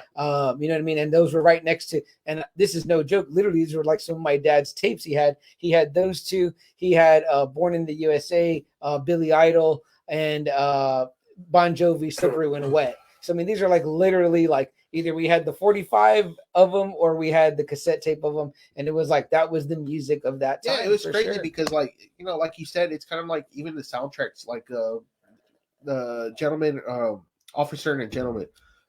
You have Mike Rando from Loverboy with Heart. They duet and all that, or you had man, I forgot his name. You had a lot of duets during the 80s for these soundtracks, like big songs that were like #1 hits that you're just like, oh wow, it came out from that movie in the 80s. Yeah. Oh wow, it came out from that movie in the 80s. You're like, holy shit, Yeah. Dirty Dancing, a lot of those songs became huge hits. Oh yeah. I mean, definitely. Soundtracks were huge. Time of My Life. Yeah. And then, soundtracks were huge in the 80s. Take My Breath Away was the Berlin. If you had a song, for a movie, man, that song could go #1. And the Footloose. Godly. Yeah, we didn't talk Kenny about Loggins again. Just like you said, the marrying of those two things, where it's like one is synonymous with the other. You know what I mean? Like, you know, like you said with Berlin, you think Top Gun instantly. Absolutely, you know? The Top Gun song. Yes. And I mean, like, oh, the song for Top Gun or whatever. The same thing with Ghost. Even Ghost has it with they're doing the clay pot or whatever. Unchained Melody, I think. Yes, that's right. Unchained Melody. Yeah. So, you know, and then you've got, of course, like we said, you know, the other ones. I mean, shit, there was even Scarface and Karate Kid have kind of that one song that's like Karate Kid Part 2 with Peter Cetera. Mm-hmm. That's a huge song that Jerry D sometimes posts up a lot of times. Yeah. Well, I mean, I even think about Part 1 with, you know, you're the best. Or that one too, and that Blue Summer. Yeah, that's right. Yeah, that one, that Blue Summer was a huge one for that one. Chris too. It says Huey Lewis, the that's right. Power of Love. Power of Love. Mean, how many times do you hear it on Kona and you just think Back to the Future? Totally. I mean, that to me is the Back to the Future song. That's what I think of. And so that is a huge kind of thing that is missing now. It is, right? That's not around. Yeah. That's a totally 80s thing, I feel like. And you know, again, not to end on Top Gun or whatever, because I mean, is there anything else? I mean, the Indiana Jones franchise. I mean, gosh, Harrison Ford goes Indiana Jones. This is where Harrison Ford really blows up. Mm-hmm. The 2 Star Wars movies, the 3 Indiana Jones movies. Mm-hmm. He does Witness, which is huge. Blade Runner, which doesn't explode right away, but man, gains huge cult status. You know, especially when they make the connection. Ridley Scott says, "No, there is a connection between Blade Runner and aliens." Right. You know, that's awesome. Those androids are the first prototype that you see. What Bishop becomes in Ash, those androids from Blade Runner are the beginnings of that. That's almost a connected universe before there was a connected universe. Yeah, you know what I mean? So, but I mean, man, Harrison Ford. I mean, Blade Runner, Star Wars, Indiana Jones, and I'm sure he did some other stuff in there. I think he did like Regarding Henry was in there. Yeah. So there was some other stuff in there for sure. The Lethal Weapon franchise. I mean, man, Mel Gibson just kills it in the '80s. Whatever you think of the dude now. Oh gosh, I know. In the '80s, this dude was Mad Max. This dude was Riggs. Riggs. Those Lethal Weapon movies are great. Yeah. I mean, golly, you know, again, Kurt Russell came out. The Brat Pack came out. Kiefer Sutherland, and the rest of his, you know, Rob Lowe, James Spader, you know, Demi Moore, all those people came out from the 80s. You know, Young Guns. I mean, golly, what a great fucking Western that is, right? Oh, gosh. Young Guns, a Western in the 80s. That almost felt like what The Lost Boys was to vampire movies. Young Guns was to Westerns. Yeah. It probably is this. Maybe the standout Western movie of the 80s, Young Guns 1 and 2. I mean, but you still had Clint, though, still making those badass Westerns himself. Yeah, because a couple of those come out. Like, I think, what is it? Is it The Outlaw Josie Wales? No, that one might be. That was in the 70s, but like Hell Riders. Like Hell Rider comes out in the 80s. Yeah, that's right. Yeah, so there definitely still is those going on, too. But Young Guns, I mean, man, what a cast that was. You know, Jack Palance. Oh, man, I'm telling you. Terrence Stamp. Yeah. You know, Kiefer Sutherland, Lou Diamond Phillips, Casey. I forget it. I can't say his last name. That Casey says something, you know. But everybody else, though, I mean, like Charlie Sheen, Emilio, everybody is in that first. I mean, you know, you got this is good. Yeah, I mean, you got the Coreys that come out. You got the Brat Pack that comes out. You know, you got Kurt Russell coming out. Arnold, Sylvester Stallone really blowing up. Yeah, you know, Van Damme, Seagal. You know, you got Bruce Willis, and you got action guys, you got martial arts guys. The 1980s truly is the coming out party for those group of individuals that we're talking about. Let me get there a couple of comments here, Double A. Let's see. Riz says, on that note, Val Kilmer doc on Amazon Prime. Oh, it just dropped. I want to watch that. I think his son did the movie. Like he's completely lost his voice, I think. Yeah, that's right. He has I don't think he can speak anymore at all. Yeah. Riz says, any books for sale? Jason says, any books for sale on the wall? No, Jason. No, Double A doesn't sell. Jason said, good look on that one. Riz says, Back to the Future. We talked about that. And then Riz also says, James Gunn is the best right now, but using a lot of older songs. Yeah, I mean, the Guardians is great. Soundtracks. Yeah. I mean, that's a really good way to use the soundtrack. I feel like that Redbone song, that Come and Get Your Love, is now associated with Guardians. Great job on that one. I don't know if the Suicide Squad had one that really stuck out, but I know that midway through the movie, my girlfriend goes, this is a great soundtrack. And I was like, yeah, it really is. I would definitely buy the soundtrack. But again, right? Like when you're like, you see a movie and you like the songs, you're like, hey, I want to buy the soundtrack, right? Like, I mean, golly, I don't know why more people don't do that anymore. I was a huge soundtrack buyer. Yeah. I own a lot of soundtracks. There's Remember The Crow? Yes, there's a lot of soundtracks that are platinum selling soundtracks. I used to have The Crow. Well, I think I still have them. I have The Crow. I have like An American Werewolf in Paris. That soundtrack is really good. Yeah. Bush is on that. I would just buy soundtracks. Like, I mean, Goodwill Hunting. The Footloose soundtrack is really good. That's a really good soundtrack. The Labyrinth, my wife loves the Labyrinth because there's original songs by David Bowie. Is that right? Yeah, for the movie, just especially made for the movie. What do we also talk about the Bond movies? How often they get a great song in the Bond movies? Yeah, we didn't even talk about that. Madonna, we didn't talk about. There's a whole bunch of Bonds in the 80s. Yeah, because in the last Roger Moore, they get Duran Duran. Which were huge in the 80s. Yeah. Yeah. I mean, golly, and we had two Bonds that decade. We start with Roger Moore and we end with Timothy Dalton. I mean, just awesome movies, still great action movies. Yeah. On those. So and there, see how consistent Bond is, where he's just been with us throughout. We've talked definitely about doing that episode because it definitely warrants it. But totally, man. So great pull, Riz, on James Gunn, really kind of doing that too. The soundtracks, man. Get the soundtracks again. Yeah. Get original soundtracks. The other guy who was synonymous and known with that is Tarantino. And obviously I own Inglourious' soundtrack, Kill Bill's, Pulp Fiction's, and Reservoir Dogs. Like you said, I'm not like a huge Adele fan, but the Skyfall song. Oh, that's a great song. I think I bought that on iTunes. I own that single on my iTunes. So it's super spectacular. Yeah. But get the soundtracks back, man. Totally, man. Anything else AA that like in the 80s stands out to you as like, I mean, just the actors that came out, Tom Cruise became huge, Harrison Ford became big, the sports were bigger. Oh yeah. The better music time was bigger. I mean, golly, it was party. And we didn't talk about, but I also always hear that it was the age of like, greed and Wall Street and all that. And we had Wall Street, you know what I mean? We had Gordon Gekko, we had Michael Douglas. I don't know when Basic Instinct is. It might be after that. It's 90, but I mean, you want to talk about the movie that scares the shit out of me after I saw it? Fatal Attraction. That's definitely 80s style. Yeah, and that everything wrong that could happen happens in that movie. If you've never seen Fatal Attraction, see that fucking movie. I remember being a young guy at the video store, like we said, and I remember that cover always being like a scary cover with that red kind of like V in the middle and like the two people kind of silhouetted. Oh my goodness. It was like, oh shit. That movie is fucking scary. Yeah. Oh yeah. For a man, if you're a man, that movie's fucking scary. Fatal Attraction is fucking scary. You got Madonna Desperately Seeking Susan. It's like such an iconic 80s movie. It's so 80s, you know what I mean? But it's just that was one like that, I would watch. My dad would like look at that too because it had Madonna and he like look at Madonna. So it's got her in it. And it's got what's her name? Rosanna Arquette. Rosanna Arquette. So you get, that in that movie as well. But man, it was a fun time. It was, even for the women, I mean, you had a lot of uplifting women movies. You had like Working Girl, you had 9 to 5, that kind of funny, and just like the sexual, shit that goes on if you're a woman, at the office or something. Yeah, definitely. Working Girl is what's her name? Melanie Griffith with Harrison Ford, and Sigourney Weaver. Right, yeah. And those are iconic in that time. And Alec Baldwin. Alec Baldwin is in that movie too. Yeah, that's awesome, man. Yeah, Alec Baldwin is an emergence in a sense in that era from Beetlejuice to skinny Alec Baldwin. That's right. It's a Hunt for Red October in the 80s. Like, I feel like it just makes it. I think it does too. It just makes it. Jason says Sea of Love. That movie is great. I love that movie. John Goodman. Pull, man. Yeah, that's a good one. Jason, you said you were leaving. You're not going anywhere. But man, I mean, again, it's a decade that we are literally born in the 80s, AA and myself, and grew up in our young years. Some of our favorite comic stories come from Watchmen comes out from the 80s. V for Vendetta comes out from the 80s. Dark Knight Returns.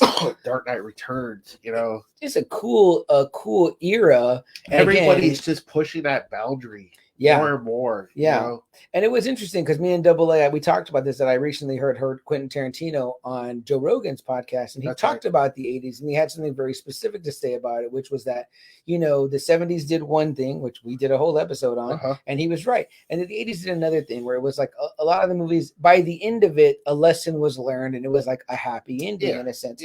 Which again, it was that we were kind of coming out of a darker decade, and so it was like we needed to be uplifted. It needed to be more uplifting. We needed more laughs, more tits, more raunchiness, more, big pecs, big guns, big heroes. The like heroes win, the women win. Yeah, you know, the women are stronger. Right. You know, I mean, all that kind of stuff. You want to be Conan. You want to be Rambo. You want to be Ripley. You know, you want to be Sarah Connor. Right. You know, and that too. See, those two women go kind of forgotten about. You know, both of them, by the way, in the Fortnite game now. And I'm like, people say there, you know, there's no like women leads, women strong women. All that they were there. Were you looking? Bodacious, like you said, Bodacious, they you know, tribute to her in the Army of the Dead movie, Zack Snyder just came out. Right. Yeah. You know what I mean? And like we said too about, you know, the comic book movies. The comic book movies been around, guys. It's been around since the 70s. the 70s, and probably before. Really, you think about it. You got the Superman show in the 50s, the Batman show in the 40s. I mean, So people was like, "Oh, the market saturated with superhero genre." But I'm like, it's been there. You just didn't know that it was there. You know what I mean? So it's like,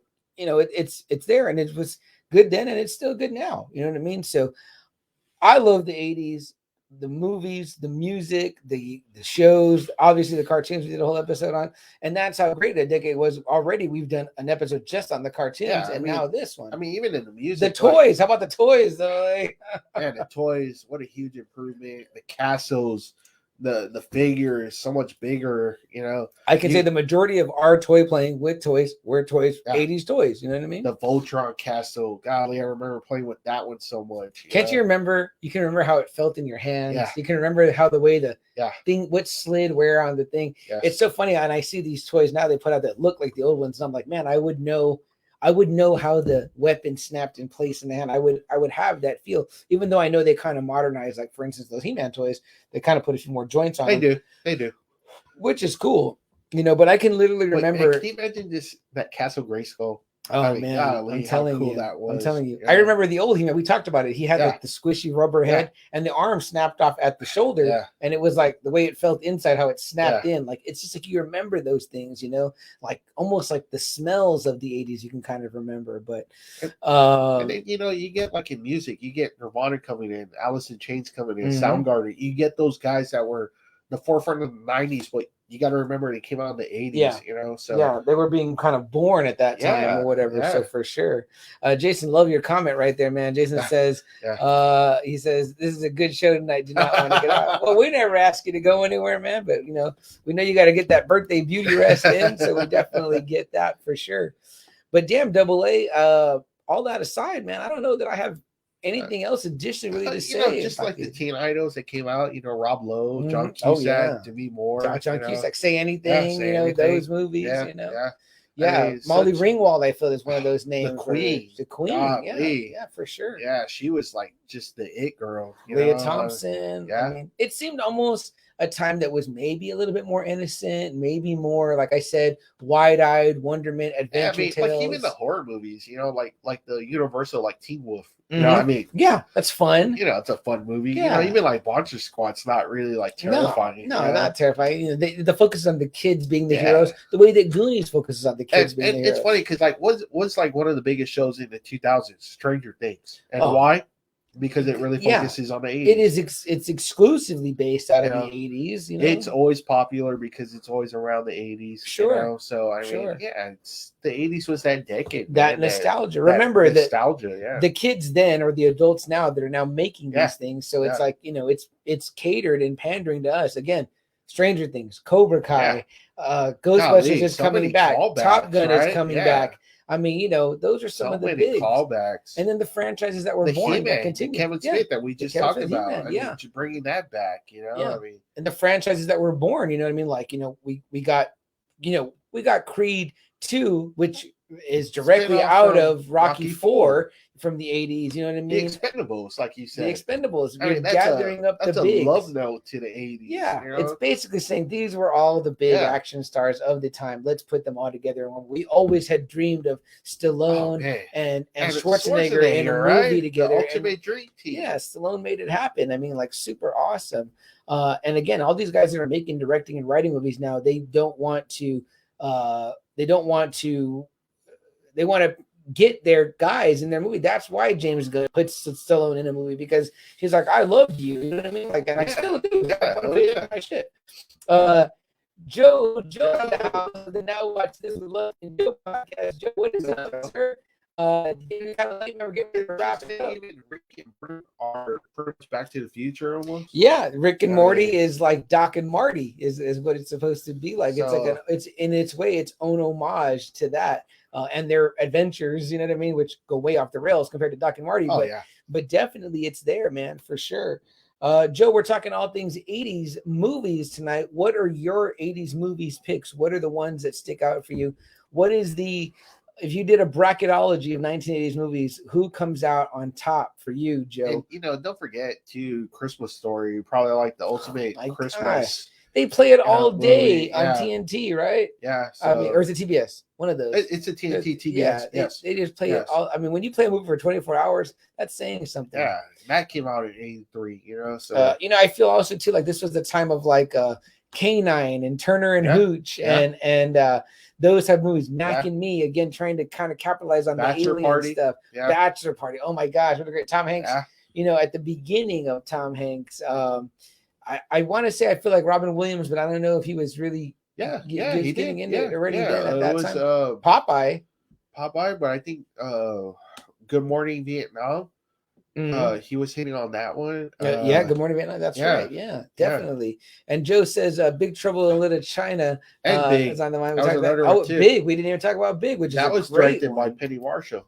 And she was arriving as far as movies goes, and a female director, which was not, which was huge. That was huge. Love Big though. That's another one that I've seen over and over again. Another one where it captured me in a way where it was like, that would happen to me. Like that's so cool. You know what I mean? Like you're a little boy, you think that's the fucking coolest for sure. What about you, Double A? What's your walk away from the 1980s with these you got to have in your hand? What are they? What you're shopping in the video store of the 80s and you got to walk out with maybe, I don't know, give me 3 movies. Okay, well, first one, I mean, you got to have Terminator, Back to the Future. Love it. And, love it. Man, I would even say like maybe Rocky 3. Okay. Because that's that's just 80s, I like movie night at your house in 1980s. That sounds cool. Yeah, I think I'm taking, obviously I mentioned Ghostbusters, Top Gun. And if I had to choose a third one, I think I would take The Lost Boys. The one I've got there's so many. Now. I mean, there's so many we're leaving out. I mean, golly, Breakfast Club has to be an essential 80s. Yeah. Batman has to be an essential 80s. For sure. One of the Indiana Jones movies has to be an essential 80s. The Lost Boys has to be one of those. We could have come in today and did just a top 10 of 80s movies, and we'd still probably be leaving some out. I would leave a whole bunch out. That's the bad part. I know my girlfriend would put Pretty in Pink there. She'd put 16 Candles there. She'd put, what's the other one? The third one that kind of goes with it's Breakfast Club. Breakfast Club. She would definitely mention those 3 would come up in hers because those are like kind of the Molly Ringwald big vehicles, and she's they are.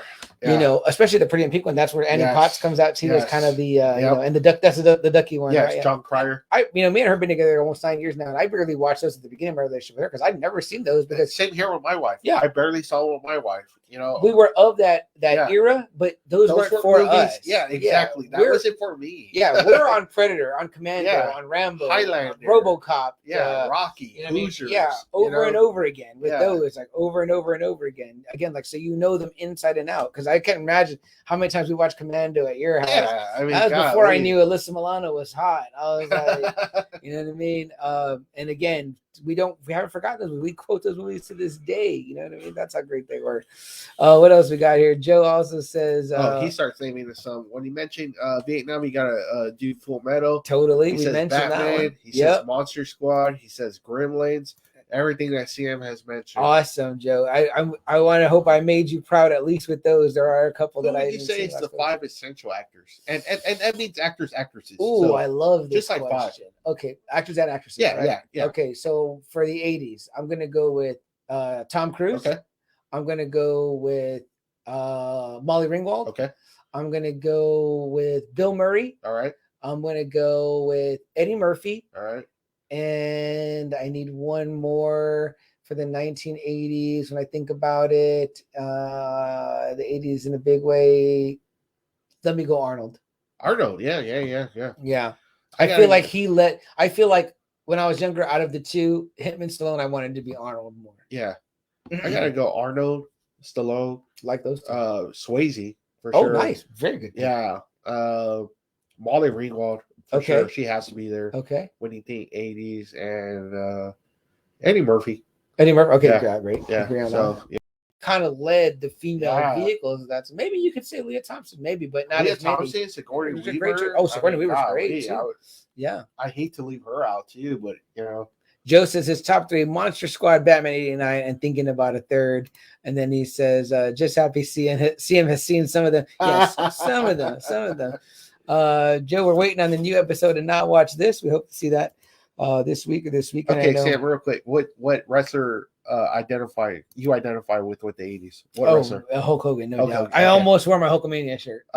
Music. When you think 80s, what Michael Jackson, hands down. Okay, yeah, sports. If close, it would be Prince and Madonna, like right under Michael Jackson. Sports. I don't know why, but I think about the Chicago Bears. Oh wow. Okay. I thought you were going to say the Lakers. Okay. No, okay. No, I think about the Bears. I think about football. Yeah, the Bears. Okay. Yeah. Okay. Maybe it's the I mean, they were everywhere. Super Bowl Shuffle and like I said, Sweetness and Jim McMahon with the headband. Like I just like so 80s to me. That is. Yeah. What about you? Give me your answers. Okay, wrestler. I got to think Flair.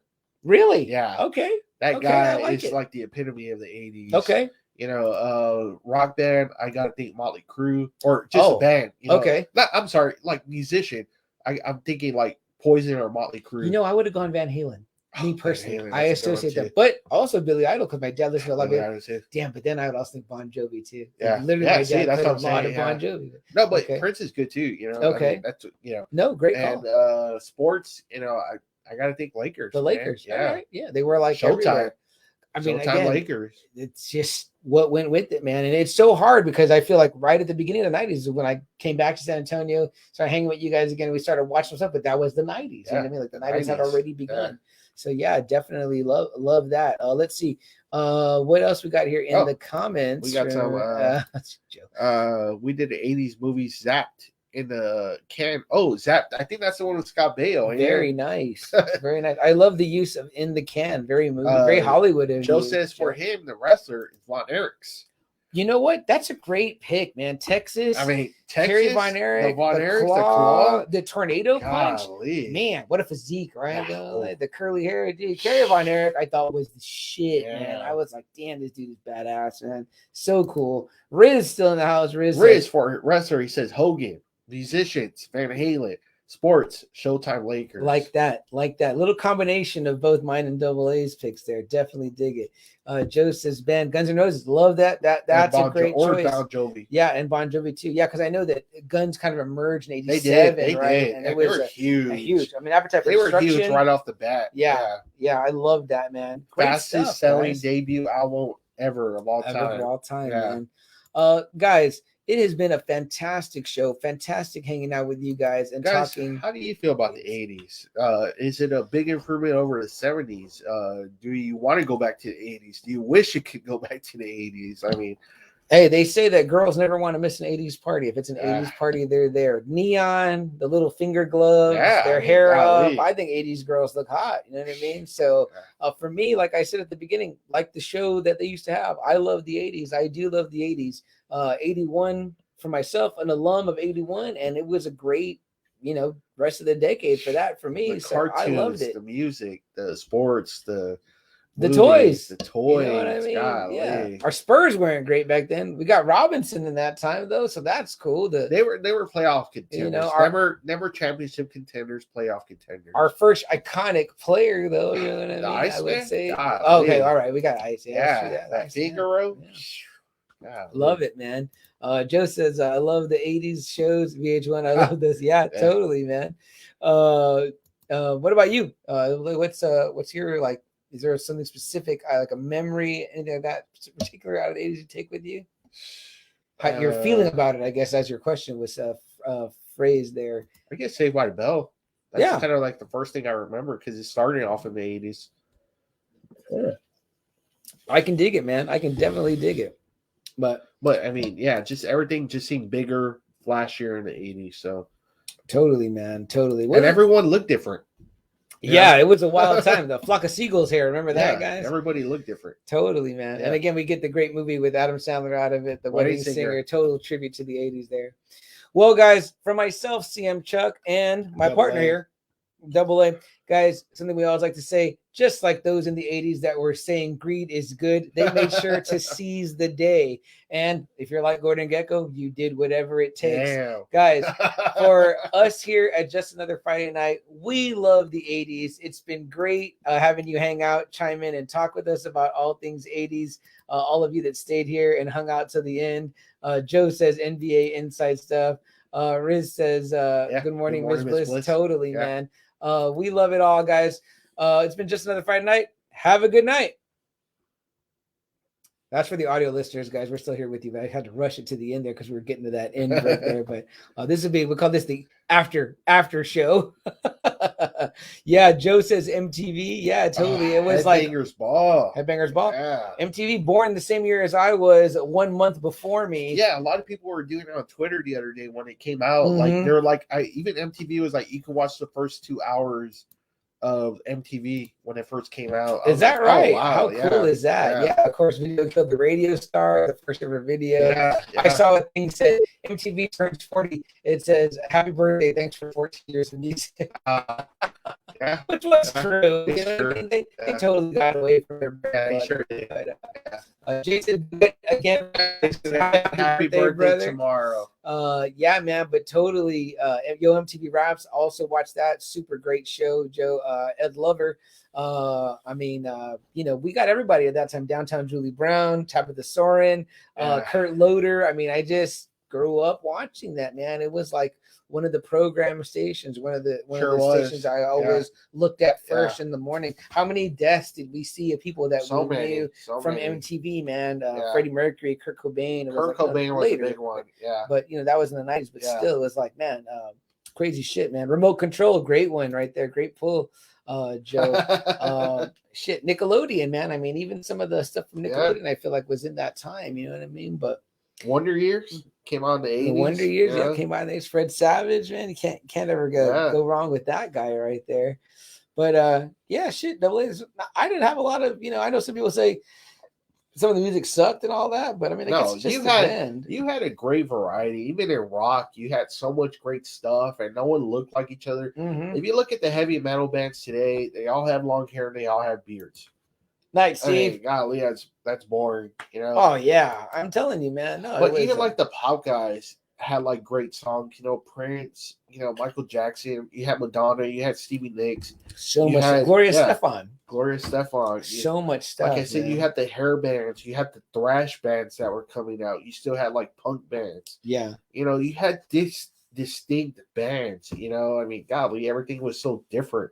Everyone looked a certain way, you know. Yeah. Even the one-hit wonders were the songs again from the movies. Yeah, just the one-hit wonders from the movies. You're like, oh shit, it came out from this movie. I remember my mom liked people like Taylor Dane and you know, stuff like that. Like they were just, you know, Rick James, Super Freak. You know what I mean? Like so much stuff there. I mean, even like the commercials and things they did, you know what I mean? Like the Marlboro Man and, you know, Joe Cool. How was that Camel? Spuds McKenzie. He was like an icon. You know what I mean? You know, the McDonald's, man. Yeah, Mac Tonight. Yeah. Right. And then Max Headroom was the one with the things. And now, you know, they got rid of every fucking buddy, you know. Yeah. None of that. A bad influence, you know. It's like, come on. I know. Joe says I loved SNL in the 80s. Yeah, SNL in the 80s. Funnier. Great stuff. Hall & Oates. We love Hall & Oates. Double A, seen them live. I did. Huey Lewis in the News. Friday Night or Holty Bear, huge fan of them guys. Then Joe says, dude, did I get on late? It feels like we just started. Yeah, you know what, Joe? We started a little bit early, like almost at 6:30, because our goal was to get done a little bit earlier tonight, which we did. So yeah, you're on a little bit late. We're calling this like the after hours part. People, I mean, we're gonna tell them next week, hey, there's like a whole 15 minutes afterwards. We did mention Elvira too. Yep, we did mention Elvira earlier. How can you not mention her? She didn't hop on tonight, but yeah. How can you not mention her though? Maybe the queen of 80s horror, you know what I mean? Like she emerged and she was a total force, you know. So definitely awesome. Sorry, Joe. Yeah, man. But shoot, Double A, there's nothing else, man. You know what I mean? Oh man, just, you know, it was a good time, a really good time. Loved hanging out with you guys. There was no cancel culture, which you know, I mean, the people who got caught deserve to be caught, but you know, some of these shows you shouldn't go back and bash them, you know. Yeah. I mean they were harmless. He-Man at Master of the Universe. He never saw anyone carry a sword and cut somebody's head off. It was a different time. It was a different time. So, oh shit! Joe says I got a message in when he started because he was at work. Okay, well, all right, Joe. My bad. I thought you had your subscriptions on, Joe. Get on there, you got to hit that little bell, brother. Damn. But yeah, man. Great show, great talk. Love the 80s.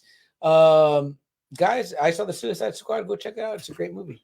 Despite what some people in our group say. Despite what people say. I mean, and again, especially in our group. There's no DC slant. You know what I mean? Although right now, like I said, I saw Titans. Looking forward to it starting. Then season 3 is going to start on the 12th. We're comic book lovers, okay? We're not DC guys. We're not Marvel guys. If it's a good thing from the genre, great. Me and CM love Marvel. We love DC. We love Image. We love Dark Horse. We love Vertigo. You know, we love IDW. We love Devil's Due. Yeah. You know, I mean, I love this. Joe says regarding Suicide Squad, it was fucking awesome. That is the general consensus. But yeah, we love all that. We love all comics. We're not DC, Marvel, blah, blah, blah. Yeah. So I mean, if you had to hold a gun to my head, I mean, I'd probably say one. No, but you know what I mean. I mean, shit. Sin City's Dark Horse. You know. Yeah. Yeah, you know, Vertigo. We love Vertigo. Man. We probably Image. You know, we'd probably prefer Vertigo over a lot of other shit. Oh gosh, yeah, man. I wish they were doing more Vertigo movie shit. That'd be great. You know what I mean? But I love all the stuff coming out of the genre. Yeah. And if it's good, it's good. You know what I mean? I barely found out that like Old was based on a trade paperback. Trade paperback. I think, well, Joe, your podcast taught me that. It's called Sandcastle. Yeah. Pretty cool. Pretty cool. Well, shit, guys. It's been great hanging out with you in this extra after-hour segment on this particular episode. And how did you guys like the episode where we integrated the comments throughout? Was that good? Did it make it Joe, confusing? do more movies on the 80s. Yeah, Joe, I want to hear more. I'm looking forward to Zap. Warrior. Yeah, there you go. A suggestion from AA Road Warrior. I'm looking forward to this movie, Zap. I never seen it. Maybe I'll buy it tonight to watch it so that I can see it too, whatever. But Jason, I know you didn't leave. Still hanging out, Jason. You better save us a slice of birthday cake, brother. All right, guys, for real this time. For me, CM Chuck. AA. Guys, have a great night. Stay safe out there. Continue to wear your masks. If you haven't vaccinated, why are you on our show? Go get vaccinated. Very important. Peace, and we love you. Good night.